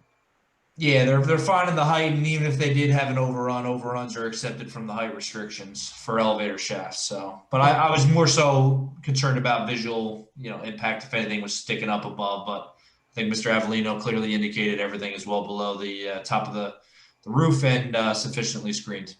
Well, if it was, Charlie, couldn't they just kind of put a roof on top of the top? Yeah, they certainly could give it a Never finish hide and make it look characteristic as the rest of the building, but that doesn't seem to be an issue here. Okay. Anything else from the architect, Mr. Chair? Board members, I need my screen back real quick. Martina, can you stop sharing so we can, thank you. There we go. Sorry. Mr. Moretti, anything of the architect? No, it looks like very nice, and I'm sure Jen would love it the way it looks. Mr. Cantor? Mr. Chairman, how many unique tenants are we, what's the objective of unique tenants that would be in the building? Or I guess I'm getting a number of office I think it spaces. said 5 tenants. So just given the layout of the building and where the stairs are placed, that really breaks up the overall office space into 5 different areas. Some are a little bit larger and some are a little bit smaller. So given that, I would expect that you have at least 5 tenants. The reality is that some of those larger spaces could be further subdivided in half, let's say, and we may end up with 6 or potentially more. But it would be my expectation that's really the same number of occupants, just different number of tenant spaces, if you will. Thank you. So on that point, Mr. Chair, it doesn't impact anything for the parking demand as long as it's general office, because it's just based off the gross floor area. But once we're talking about 8, 10 tenants in there, each one of them has a different supplier for their office supplies. I don't know that we want to open-ended and then you're getting delivery trucks in and out of there the whole entire part of the day, not just your office traffic. That's something for the board to consider. See, So the testimony was 5 tenants, right? Well, not exactly. I mean, the testimony is that it was set up for 5 tenants, but the architect testified. You could have 1 tenant, you could have 7 tenants, it depends. But the space is by square footage. You can only have, whatever the building allows. You can't do more. Charlie? yeah, so it doesn't impact parking, but like I said, more tenants, if they all have a different office supplier, you get more trips in and out of the day. But I mean, if we're all saying it's during normal business hours and, the tenants will, enforce a strict scheduling policy, Todd, where we're not having, 5 different delivery vehicles coming at the same time, maybe that's something we can work into crafting some kind of language in any resolution of approval. Do you have any objection to that, Todd? No, I'm sure we can work the spirit of that out. Sure. Hey, Mr. Stanton, No, Mr. Chairman, I'm good. Mr. Sayah, Hey, Charlie? That elevator, wouldn't you think it's gonna be a hydraulic elevator, right? Not a cable pole, right? When you talk about the parapet. Yeah, so I mean, I would ask Mr. Avellino that, I don't have a whole ton of experience with elevators. Obviously you have a 5 or 6 story building, you're going to have an elevator with a full story overrun. This is 2 stories. I mean, if we're particularly concerned about it, an overrun exceeding beyond that pending, building approvals, if they could agree to, if there is an overrun required going above the parapet, that it be finished with the characteristic of the rest of the building. I think that's something that we can work with. And like I said, overruns for elevator shafts are exempted from the height restrictions. So, they can go above that 35 feet restriction in the zone. Todd, would the applicant have an issue with that? If an overrun does need to go above the parapet height, they would finish it, in a manner consistent with the rest of the building?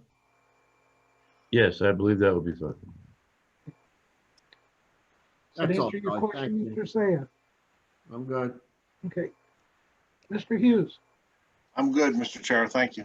Mr. Martin, I just want to make sure what Charlie said, I agree. I don't care if there's 3 tenants, 5, as long as we're keeping the control on the pickups and deliveries, I'm okay with it. okay. Mr. Gonzalez, Good, Mr. Chairman. Thank you. okay. Mr. Cohen, Yes, Mr. Chairman, our last witness of the evening is Mr. Higgins, our planner.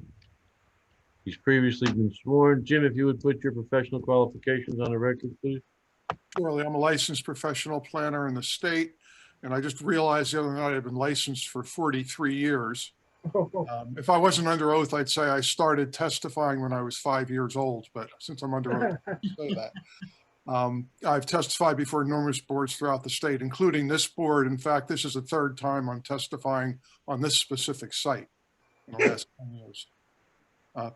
And I've been recognized by superior courts and the state Supreme Court as an expert in the field of planning. Mr. Higgins, we accept your credential. Jimmy, would you please run the board through the D2 variance justifications and the other variances requested by the applicant this evening? Sure, sure. You mean the D1, Todd? D1? I'm sorry, okay. yes. Yeah, as discussed by Mr. Tropoli before, I was the planner who testified on the prior application on this site for the towing service. And quite frankly, circumstances haven't changed much at all between the time I testified and for the 2018 approval and for this application. I actually took my testimony outline from the prior application. I changed the square footage of the building. I changed the towing service to an office building, and it's pretty much the same testimony outline as I did back for the 2018 approval. The site has been described in detail earlier. I won't go over that again. It is a site, it's a unique site because of the fact that it's on a dead-end street that basically functions more as a driveway for the adjacent use, which is a mixed-use residence and other uses. And it has the power lines that run along the southern side of the site on lot 22. And the lot is a very long, deep lot, and it's bisected by wetlands and a stream, so that only the front 3 acres of the site is really developable, even though it's a 14+ acre site. I think that there are special reasons for the granting of the variance. As my prior testimony, and again, it hasn't changed. It is on the site's not really well suited for the residential uses that it's zoned for and that it's approved for, actually. The applicant had tried to market it for over 10 years and it just didn't work. Nobody was willing to purchase the residential lots. It's on a narrow dead-end street. The power lines have a significant impact on the southern side of the site, and the site to the north has suffered with maintenance problems over the years for various reasons. It is being cleaned up, which is good, but there are still issues that have an impact on the site. So that I think in terms of its use for zoned purposes, particularly for residential use, I don't think the site is well suited for residential uses. I think that the site is well suited for the uses proposed. It's located in close proximity to the SED zone, which does permit office uses. It's the uses surrounding the site, including the power lines, the storage that's on the adjacent site and on the streets, and the mixed use to the immediate north, I think are conducive to and compatible with what's being proposed here.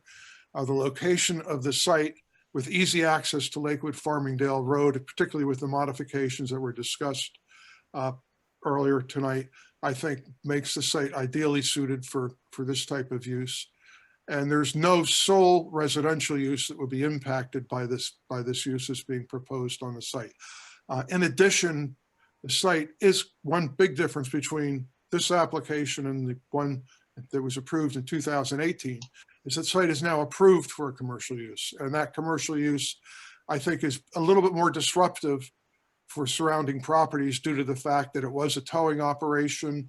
It could have operated for 24 hours. Trucks could have come in the middle of the night, and then you had the beeping noises from the trucks and the parking of the vehicles that were being towed. So I think that this use is far superior in terms of the impact on surrounding properties than the prior use of the site or prior approved use of the site. In addition, I think the building itself is exceptional. It's extremely attractive, much more attractive than the building that was previously approved. So I think there's benefits in terms of the aesthetics of the proposed development. So based on that, I do believe that there are special reasons for the granting of this use variance, and I don't see any substantial negative impacts. As far as the bulk variances go, they primarily deal with the buffering, and in this instance, the buffering from the street, the street's really a driveway. It functions more as a driveway than a street, and hopefully it will be vacated in the future because it really serves no purpose for the municipality itself, and it's a burden on the municipality to maintain that street. So the buffer from the street, I don't think is more of a technicality than something it's an actual functional buffer variance and setback variance. With regard to the lot coverage, again, what's being proposed here is 5.7%. 5% is permitted, but again, that's based on residential uses.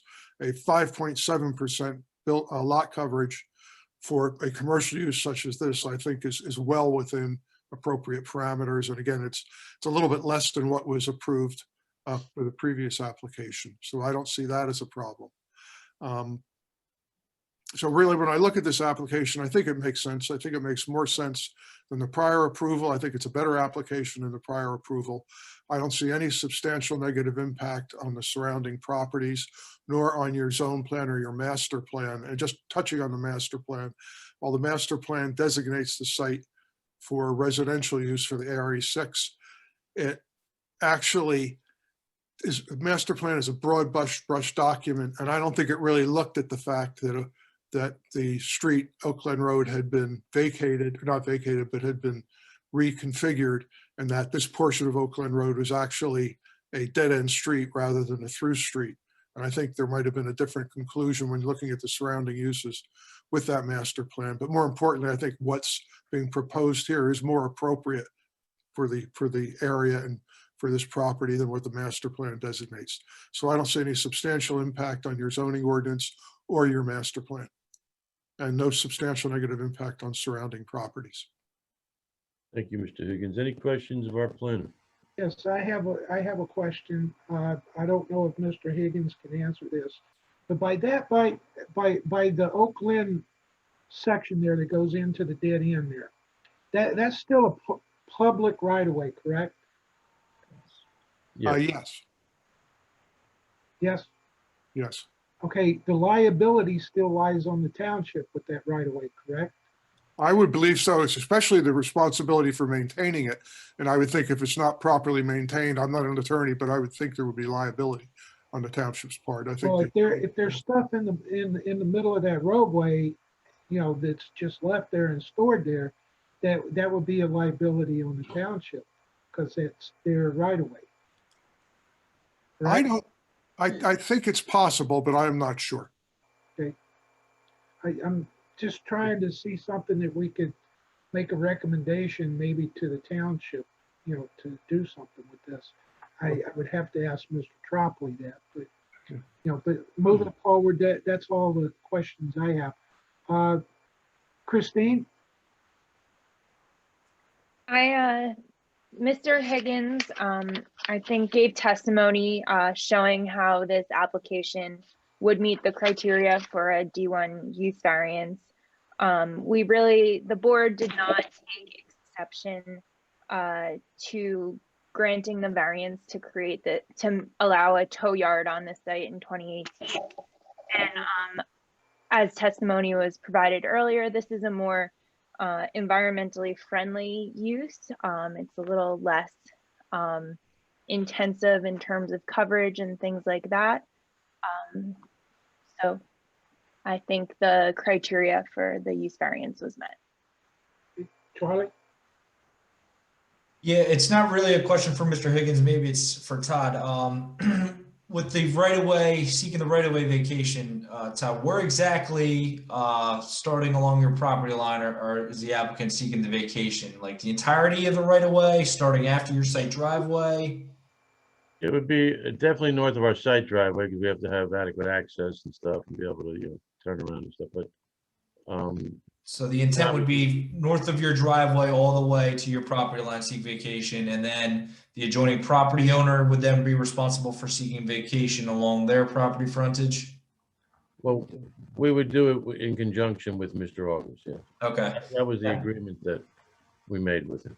Okay. Now, just thinking, you know, obviously this is something out of our control. The governing body has to make that determination. But in the event that the vacation doesn't come to fruition, would the applicant agree that no overflow parking from the site would be parked on Oak Glen Road? Yes.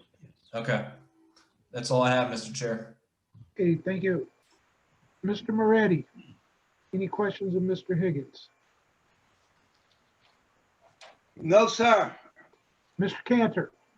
No questions. Mr. Stanton? No, sir.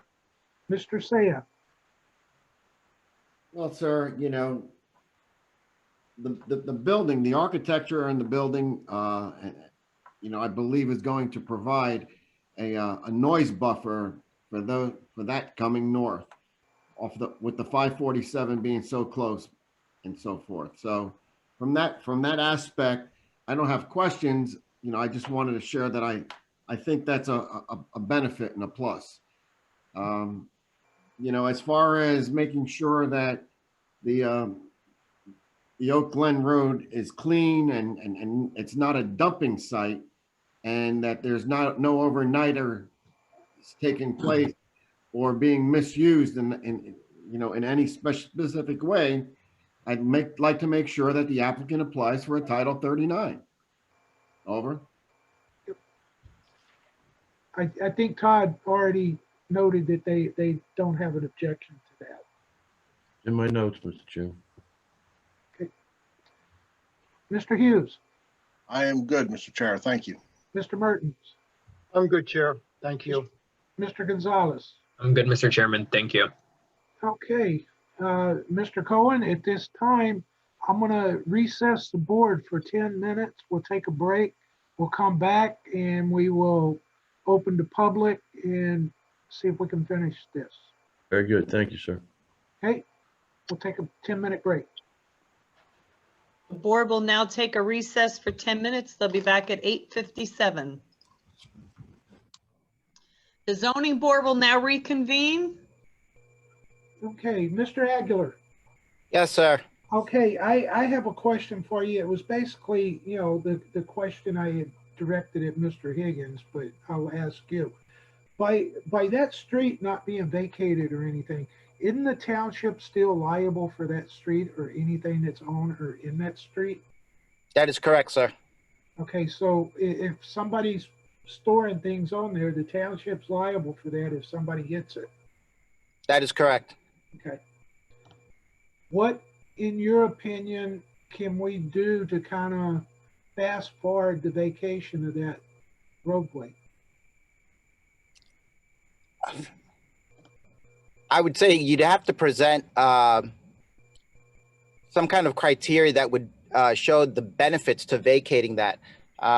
Currently, as a right-of-way, police have the ability to go in there and enforce Title 39 laws as any other roadway or right-of-way. As code enforcement, I do not have that power. So it would have to be something presented to the township to show them the benefits of doing that. Okay. Okay. You had a question? I did. I was just curious because the dead-end street is a relatively narrow street, and I would assume it is, but I was just questioning as to whether consideration was given to traffic coming in and out of the property at the same time. If there's enough of a turning radius for traffic coming into the site and out of the site at the same time, and if it's wide enough to accommodate any kind of emergency vehicles coming in and out. Yeah, I think they testified that the driveway into the site was 30 feet. Does that include the portion of Oak Glen Road? Yeah, well, the Oak Glen Road, that section, I'm actually speaking for the applicant, but that section of road is pretty wide because it's pretty wide going into the right there, and then their driveway would be coming off of that. I guess they could pull the plan back up, Todd, if you could. I can't, but Eileen can. Okay. I know it's pretty wide right there. I mean, if you want to put it up, we can put up A19. A19? Hold on. I don't have a need for it, just as long as it was something considered, and if that would at that point become a two-way lane for Yeah. entrance and exit at the same time. Is that correct? Yes. Scott, you want to jump in too? You're on mute. Yeah, I mean, the roadway, the existing section, I don't have the exact dimension, but it has a geometry that can accommodate two-way traffic. Obviously, this use is better than, I would say, the towing business that would have potentially trucks with trailers and trying to negotiate that intersection. This is typically passenger vehicles and box trucks that would be serving the site. So from that perspective, I think it's it's an improvement with this type of use. Okay. So Scott, could the applicant provide a turning template for a vehicle heading north on Oakland Road, making the right and then the right into the site. And then also overlay, a vehicle coming, trying to make the left-hand turn out of the site to get to Oakland Road. Yeah, so I can work with Mike and we can provide that document. Thanks. That answer your question, Mr. Aguilar? It does. Thank you. Okay. Okay, is there any further of any of the witnesses from the board or the professionals? Seeing none, Eileen, at this time, I'll take a motion to open to public for questions and comments. I make a motion to open to the public. I second it. Okay, motion by Mr. Moretti, seconded by Mr. Saya. All in favor? Aye. Aye. All opposed? Okay. Eileen, at this time, we'll open this section to the public for questions and comments of the applicant's witnesses.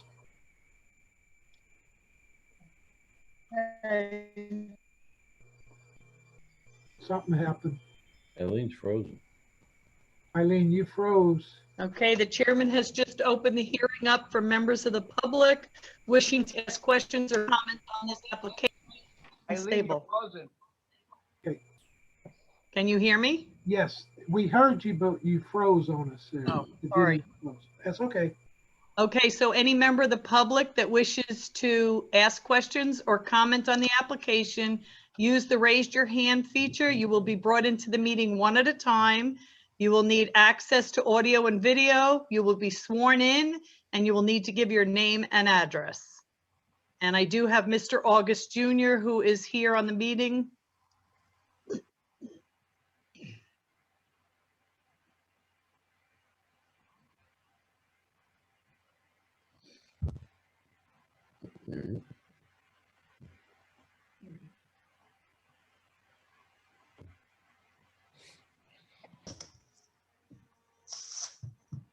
Mr. August, do you have audio and video? I do have audio and video. I don't see my picture up there. Can you hear me? We can hear you, but we can't see you. There should be a box down there with the camera that you. Bottom left, start video. There it is. I'm sorry. Normally when I join these, they're already on. Let's see. There you go. Yeah, you're getting there.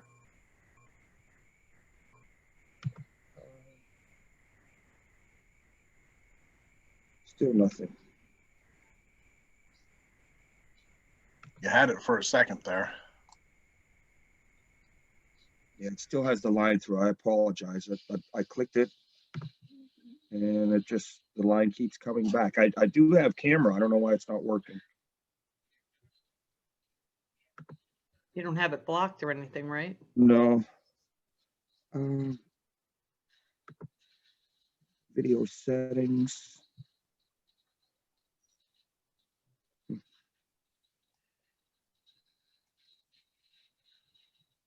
Do you have three dots up in the upper right-hand corner of your screen, of your picture?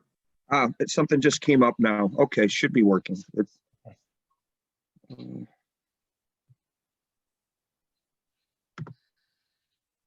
see, the line goes away for a split second and then it comes right back where it says start video. Oh, your face just. Oh, yeah. We saw you for a minute. Like it's being double clicked or something.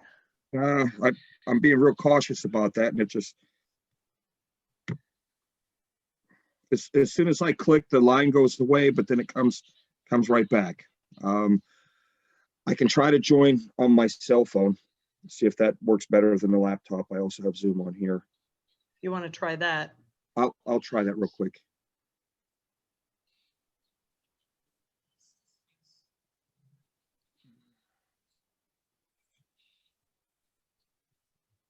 While he's trying that, is there any other member of the public who would like to ask questions or comments on this application? Please raise your hand.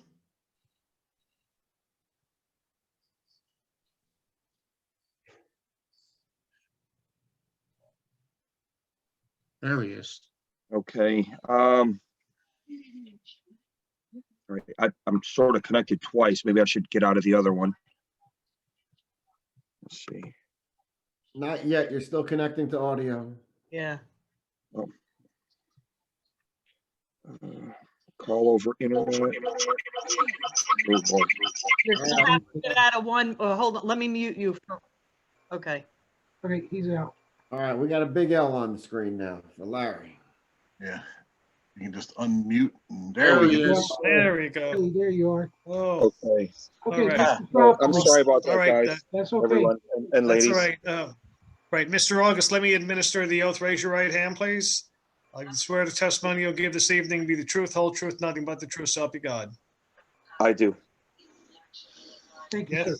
Thank you, sir. Your name and your address for the record, please. My name's Lawrence August Jr. and my address is 639 Oak Glen Road, Howell, New Jersey. Okay, go ahead, sir. Mr. August, go ahead. Okay. First, I would like to say that initially, I was very objective to anything like this taking place. And then after meeting with the applicants, we had actually discussed my concerns as to why I was objective to it. And, you know, it's been talked about by several of the other people who testified this evening. My specific concern was the amount of traffic and actually since Oak Glen Road has been changed, I don't remember the exact year when the intersection was changed, but I can tell you that I grew up on this property. I waited for the school bus there on the corner and witnessed many car accidents. So the intersection was made safer when they made that change and put us on a dead end road. And ever since then, we get a lot of people that sometimes the GPS sends them down our dead end road, or people just get confused and come down. And my concern was is that, you know, that's already happening. And that is also something that would probably occur even more often. People might come in, miss the entrance and drive down, then they'd have no place to turn around other than my driveway, or perhaps even, you know, people parking where they shouldn't. So we actually had come to the agreement that that if the township would allow it, that they would certainly be willing to vacate the road, because I own, well, I should speak since we're on the record, that the property is still in the estate of Lawrence August Sr. And I am the sole heir of the property. So I'm speaking on behalf of the estate. So the estate owns the property that would be west of the of where the applicant's property is, and also on the opposite side of the dead end road, the southern area that's triangular shaped. So what we had concluded, and I think that everybody was very amicable about it, was that they would be willing to vacate the road and actually give me the entire road. And I use the term road. It's been basically a driveway type entrance for our property. And of course, if there were other houses or whatever access would have been there, it's not really a road anymore. It's been basically a driveway. And over the years, my dad's been the only one to plow it. No one really comes down it to do any maintenance. I'm not saying it's never been plowed by the township, but you know, if it did, we were always last, and my dad always took care of it ahead of time, or you know, because we needed to get out of our property. So basically, the big concern was an issue of traffic that shouldn't be there.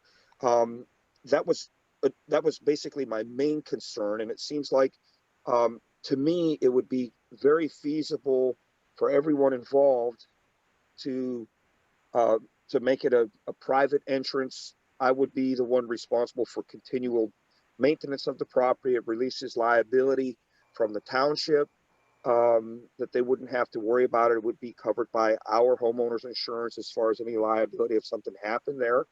And then in addition to that, you know, it solves my problem, because I could actually put a gate up, which they had actually mentioned that they would even assist me by helping me put a gate up.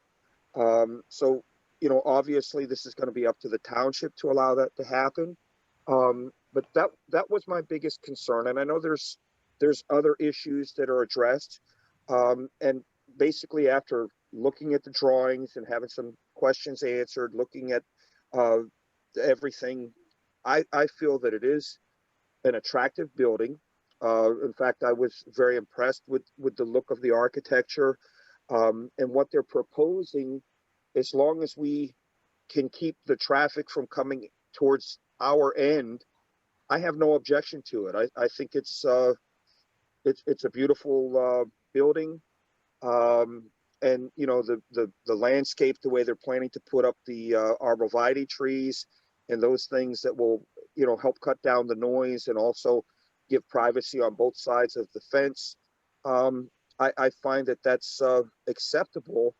And I want to add also to the record is that I did have the support of neighbors that are nearby that were going to object with me and support me in that manner. And after talking with them and saying, you know, I've seen it and I believe that it's actually not that bad.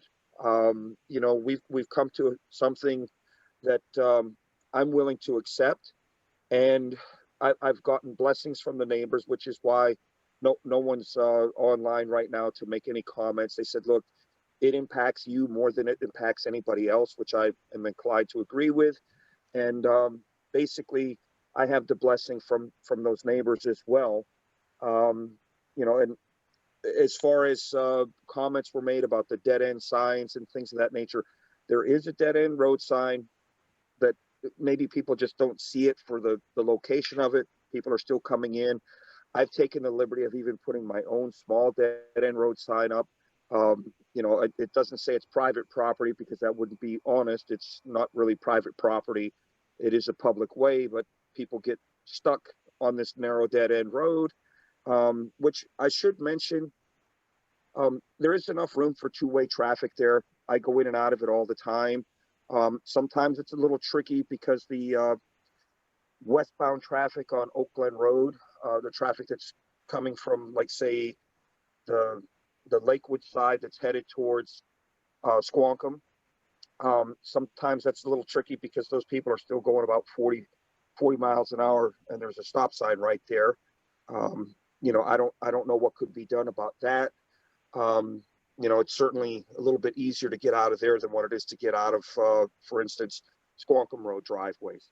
But as far as the things that were said, I'm very appreciative of the comments that were made and the willingness to help me with vacating the road if the township would approve. Another thing I also wanted to mention is that I've had an ongoing good rapport, even when my dad was still alive, with Mr. Aguilar, and I've had an ongoing plan that we've been working together, and I have made some significant improvements with the property so far, and the plan is to continue to do so. You know, it's unfortunately I'm only one guy, and I'm doing what I can, and then obviously just lost my dad less than 3 months ago. So there's been a lot going on, but the improvements will continue, and we'll get everything up to snuff and, you know, make the property attractive. Thank you, sir. Eileen, is that all you have, Mr. August? But basically, you know, just to clarify specifically is that my concern would be I have no objection as long as we can get the traffic to stop coming into the dead end road on my end of it. So if the road is vacated, I don't know if there's any other way to actually make that happen. Then I'm certainly in agreement with no objection to what they're proposing. Mr. Chairman? Yes, sir. I was just wondering,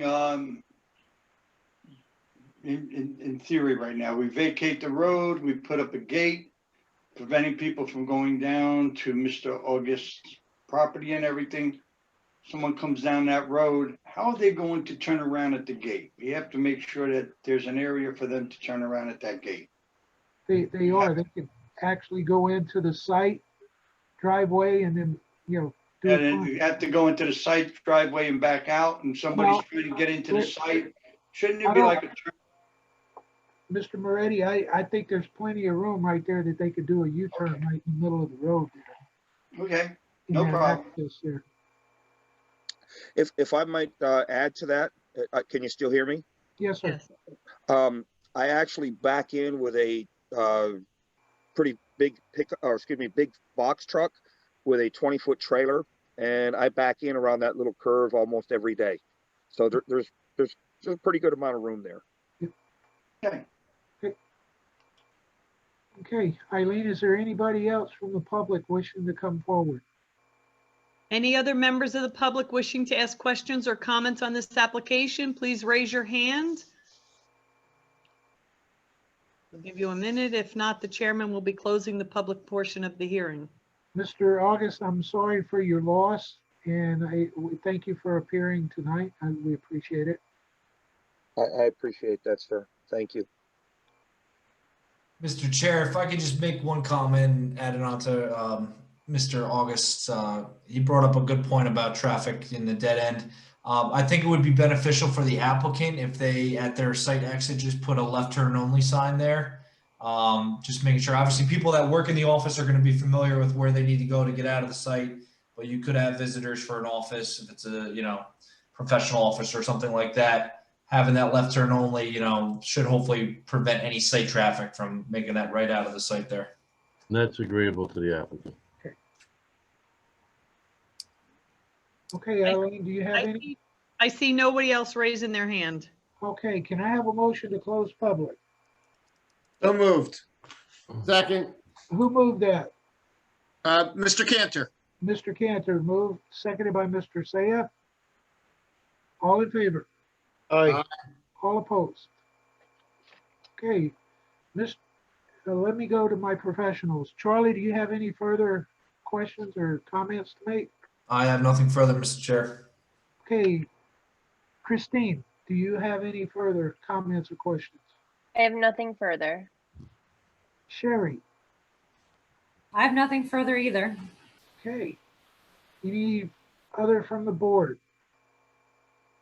Okay, seeing none. Mr. Cohen, you want to do your summation or? Yeah, Mr. Chairman, in light of the hour, I'll be very brief. I would like to first thank Mr. August for appearing this evening on the Zoom and putting his feelings on the record. As you can see, we have been able to mutually work this out with the applicant and himself, and we very much appreciate that. We do have a very unique piece of property here in that we have extensive environmental concerns. We have the P&L easement on the one side, the mixed use on the other. We have the reconfiguration of Oak Glen Road over time, and it's left the property undesirable for residential uses, as has been testified to by the applicant. The site, as testified to by our planner, though, is particularly suited for the proposed use. It's again not suitable for residential. It's too small to farm. It's close to the SED zone. It's surrounded by compatible uses. It's ideal for the office site, and this site can actually easily accommodate the use that's proposed. It's also been testified to that it's a much better and less intense use than the previous towing operation that was approved on site. And again, we've come to an agreement with our neighbor regarding the fencing and our willingness to help with the application for the vacation of the roadway, and we think that's a good idea as well. We've also, from all the notes I've taken this evening, we've accommodated all of the requests of your professionals, and I think this is made for a much better application in the end. And I would ask that the board approve it with all of the conditions that we've agreed to this evening. Thank you. Thank you, Mr. Cohen. Before we move further, Mr. Aguilar, just Yes, got a sir. question for you. Is it possible that we could approach, or the applicant and Mr. August could approach the DPW to see about putting a gate up there just for DPW use only at this time, just to kind of help divert the traffic from going down there, since it is a dead end road? Do you think that's possible? You could always ask. I don't know what kind of a gate you're looking for, because that would also prevent Mr. August from coming out of the property at this point. Well, Anything that they would do would be more fixed than padlocked. Like I said, I'm not sure what kind of a gate you're looking for.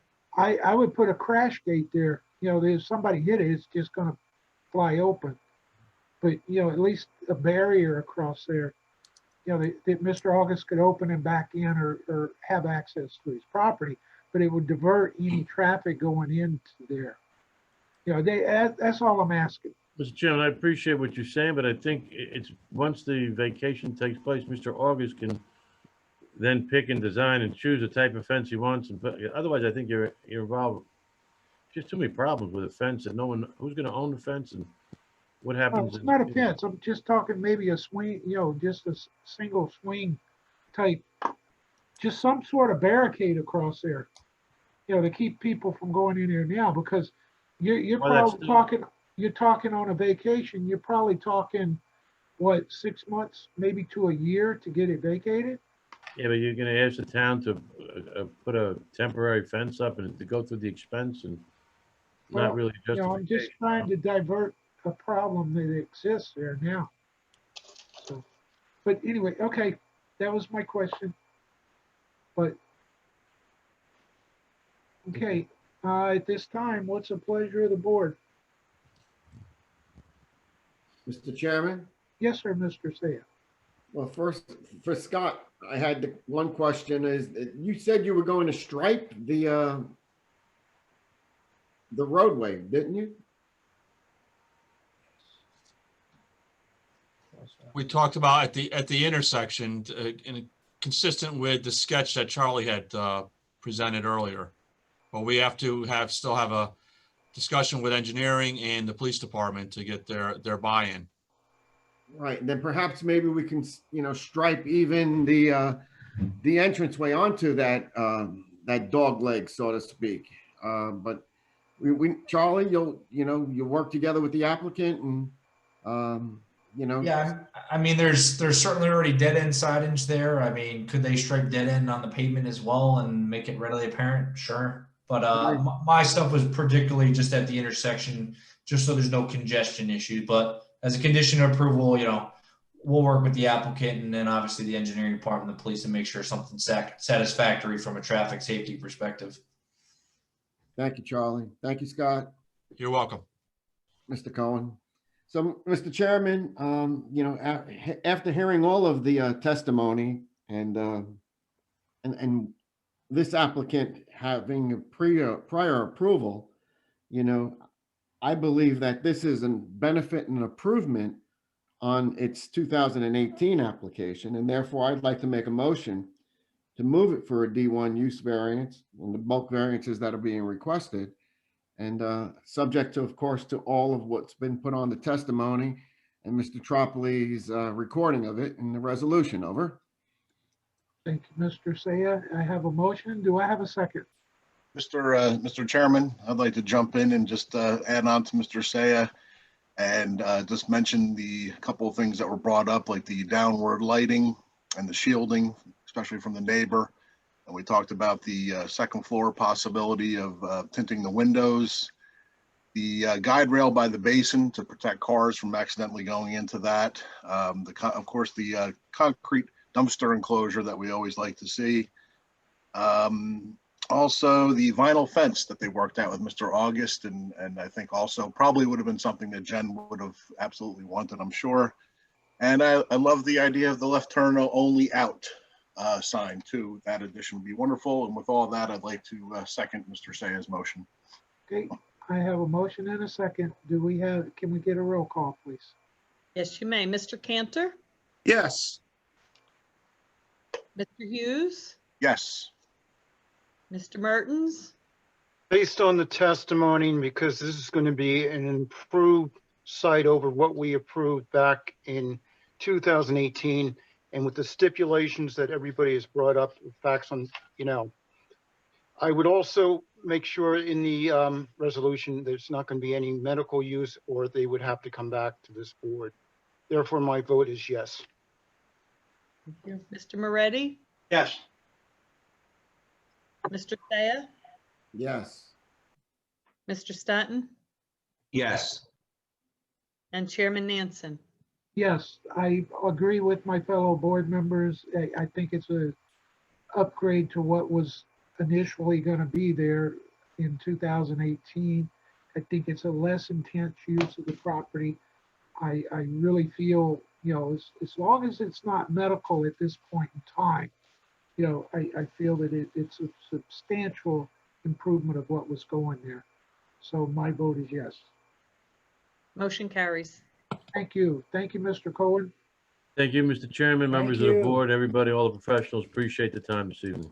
Yes, sir. Thank you, Mr. August. You're welcome. Thank you. Okay. That's it. That's all the cases we have for tonight. Is there any further business of the board? Sure. I have another. Eileen, we're good? Next meeting, Eileen. Thank you. Yes, we need a When's the motion. next meeting? The next meeting is February 8th. February 2 8th. weeks from now. How busy are we? We have Ken Pape's case from tonight, 366 Randolph, Ramtown Greenville Road, and we have 2 bulk variances for 2 homeowners. Okay, the bulk, is there any possibility which is going first? Well, there's one that I think you could probably get rid of very quickly, so I may put that first. Okay. Or it doesn't matter because you can always call it first anyway, so. Okay, well, board members, thank y'all for being here tonight. I appreciate it. We got through this one pretty quick, and I agree with Mr. Cohen and the other board members. I think it's a substantial change and difference of what's going there. So, Yes. If I could just make one comment. Yes, Mr. Cohen's other case that was on for tonight, yes. we only have 5 eligible voters, Mr. Hughes, Mr. Mertens, Mr. Orozco, Mr. Cantor, and Chairman Nansen. So if anybody else can go back, it's only the August 24th meeting that you would have to watch to certify. And I would greatly appreciate it. You have till February 22nd to do that. If you have any questions on how to do it, just get a hold of me and I'll tell you how to get on the meetings. Can I just shoot you an email and you'll shoot me a link for it? I'm sorry, I'm like computer illiterate. I could do that. So, Thank you. Eileen, just to clarify, I was good on that. Yes, you're good. Yes, you're good. All right, thank you. Okay, Am I good on that also? Moretti? just read out the list of names. No, Yeah, Mr. please. Moretti, you have to watch that meeting. What date was it? August 24th. I'll send you all an email tomorrow, but it's Mr. Hughes, Mr. Mertens, Mr. Orozco, Mr. Cantor, and Chairman Nansen are the only ones that can vote right now. And it is a use variance, so he needs a full board. Need five affirmative to approve. Right. Okay. Okay, any other questions or comments or directions of the board? Any other business? Seeing none, can I have a motion to adjourn? I'll make a motion to adjourn. Motion by Mr. Hughes, I'll second. seconded by Mr. Saya. All in favor? Aye. Aye. All opposed? Okay, thank you, guys. Thank you. Appreciate it. We'll see you next meeting. Hey, good night, all. Thank you, everyone. Everyone. Thank you. Safe.